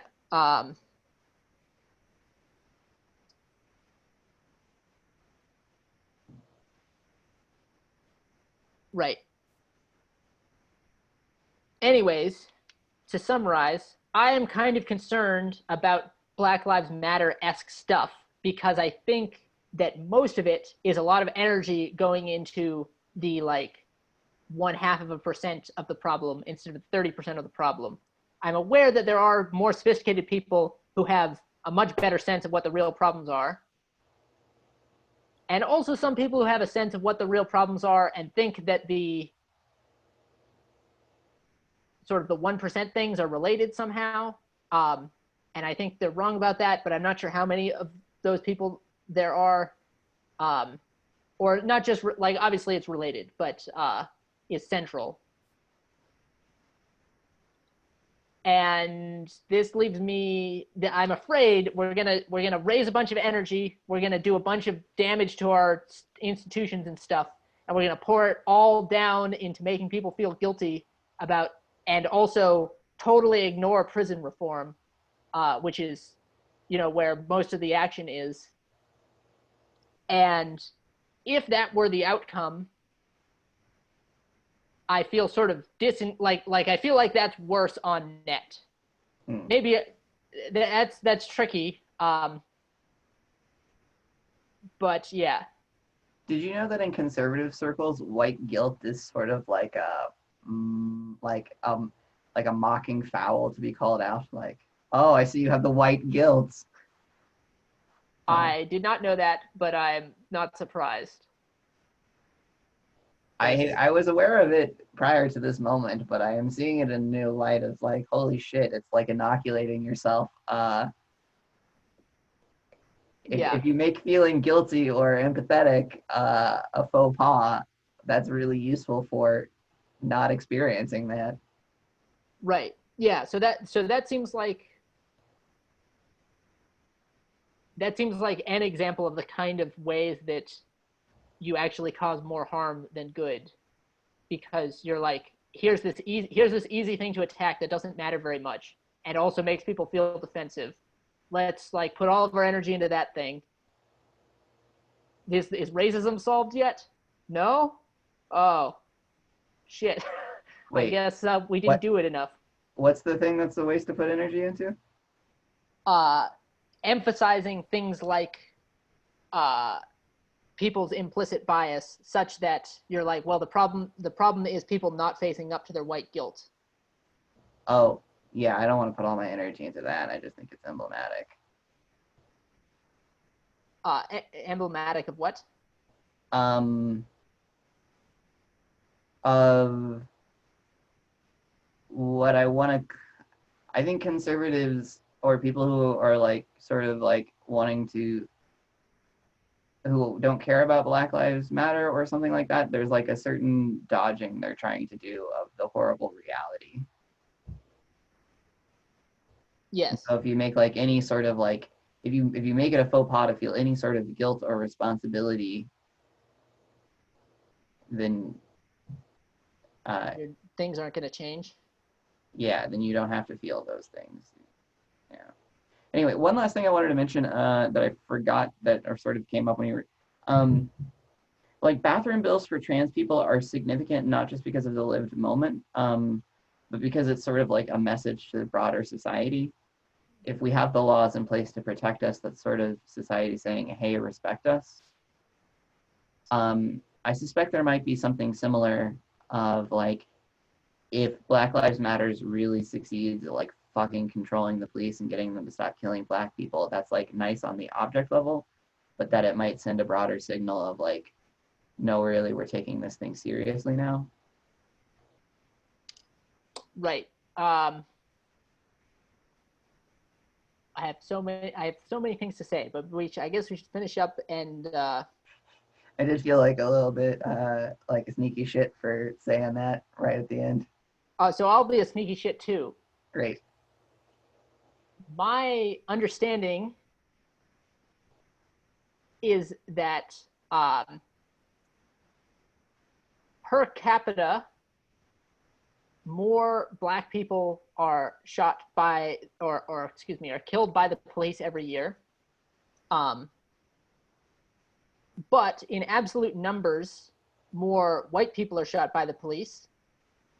And in fraction of police interaction, more white people are shot by the police than Black people. So Black people interact with the police a lot more than white people do for a number of reasons. But taking that into account, white people get killed more than Black people.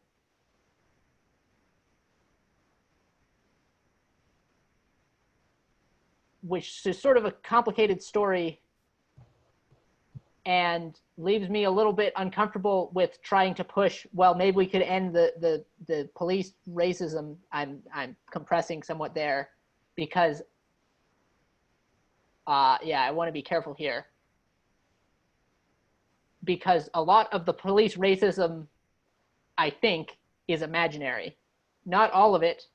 There are many ways in which Black people are more likely to be harassed by the police than white people, and we can look like category by category, but it is not the case that accounting for interaction with the police, Black people are more likely to be killed by the police,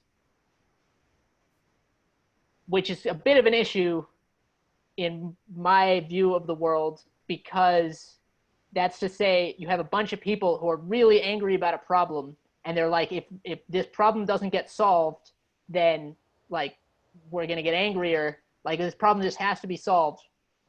And if the problem is an imaginary problem, I feel a little bit bad saying an imaginary problem, but if in important respects the problem doesn't exist, you can't solve it. And so then you got some problems.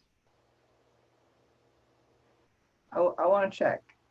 What seems more likely to you? That like somehow there's this like mass hallucination that Black people are being killed by the police, or that somehow the police are like more harmful or like a danger to Black people.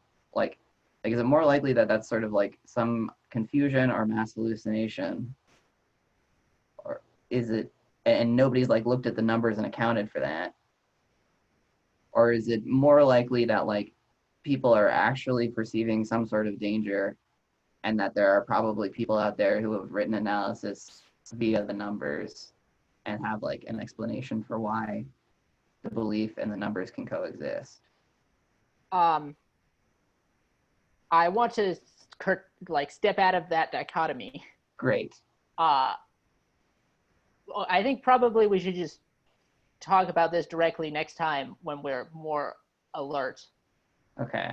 I don't think mass hallucination is quite right. Or that doesn't seem like a correct sense of my story about what's happening. I think everything is way more complicated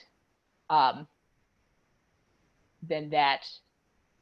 I guess a less indirect, douchey way of saying things is just like, look, I expect that there's either something flawed with the numbers, or that there are like stories that include the numbers that have been written up by people And I'm like holding loosely, like, yeah, maybe there's like confusion. So we will definitely find, if we look into the numbers, that it is hard to get to the bottom of it. You will have to do interpretation. You will be like, I can, like, the most likely story that I have for why these numbers would be mistaken, for instance, is that if you do studies of police departments, only some police departments are interested in participating, and you might expect that there's a bias at that level where the police departments that are filled with racists are a lot less interested in studying how they make decisions under life and death situations, and that sways the evidence. And there's like a bunch of complexity, and it's very hard to know for sure. Nevertheless, my best understanding is that there's a narrative which is motivating a lot of action, which is broadly false. But I could also want to look into like what like police killing white people looks like. Yeah, I would be glad to dig into this in more detail and actually look at the numbers and look at the arguments that go with the numbers and be like, well, this is what it says, but what is that, like, if we actually interpret that, what does that mean? Yeah. Anyway, we've been doing this for 4 hours and 15 minutes, so yeah, good for us. And hey, good for me. I actually had my thoughts online near you. That was not true like a year or two ago, so woo! yeah. Is there anything we want to sum up?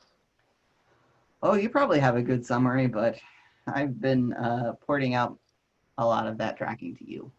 Well, I'm sort of, yeah. So what things came up for me? So some highlights from my end was, one, you were talking about things being at stake for people, which I was not super, like, I sort of had that concept, but now I like have a little bit more of a lens, or a little bit more of a thing to be tracking of, like, one thing that is alive for people in these kinds of discussions, at least sometimes, is some people are participating when there's not something at stake for them, and other people are participating when there is something at stake for them. And that's like a like important distinction that I might not be paying attention to. Nice, that is a good one. That's one thing. Also, the noting that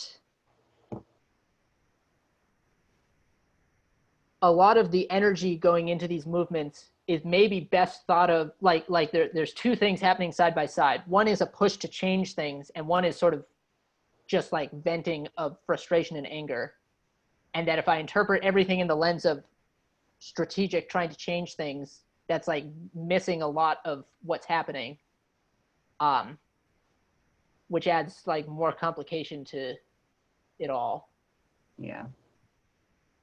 And also the thought that, like, well, I'm having this conversation right now in part because people are protesting about a bunch of things, and in particular things that I think are mistaken. And how that should, like, that's only one data point, but how should that like play into my view of everything?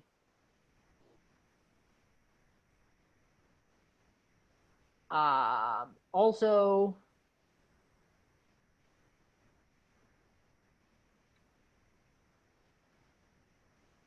we didn't get that far into it, but we were talking about sort of systemic problems as a result of bigoted systems. And you were like, well, most of the people that I follow are like basically agree with Eli on these points. I would be interested in reading those people directly, and also talking to some Black people. Good luck on that second one. There were 2 Black people in my class when I went to high school. Well, there you go. I think it's a little weird to call someone up after like 10 years and be like, hey, you're Black. Yes. That is the feature that I need. Will you talk with me about how it is to be Black? Oh my God. Uh, That last point I think is close to the one that I'd been holding of like I think there's value in reading the source material either to like learn what they have and adopt it or to take the valuable thing from it and change it. if you want to recommend things that you think are particularly good, I would be particularly open to that. I would check out the link I sent you, and if you like vibe with any of that, I would then like check her book Emergent Strategy and see if that seems right for you. Okay. But I am unfortunately not well read and mostly stick with Octavia Butler because I can get my knowledge via fiction.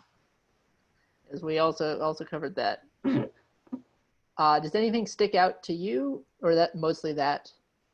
Your summary was really good. That was like everything that I started generating that was significant.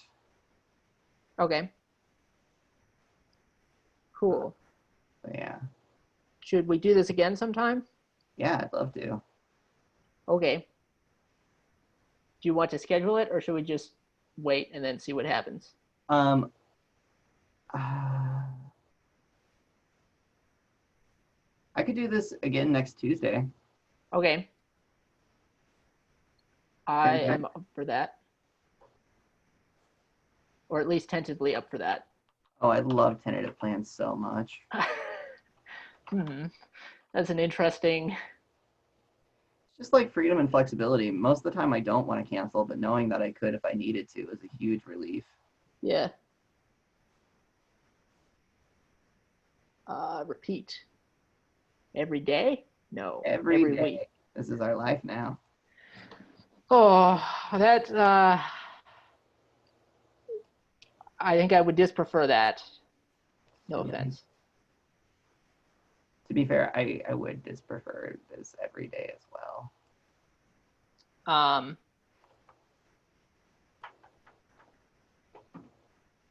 Tuesday.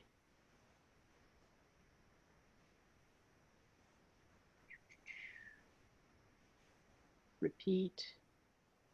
Repeat after me. After and repeat after 2 times. Send. All right. Cool. And we can talk about how racist police killings are. Yeah. Yeah, what a great place to start. All right. I'll see you tomorrow then. Yep. Thanks for talking with me. Yeah. Bye. Bye-bye.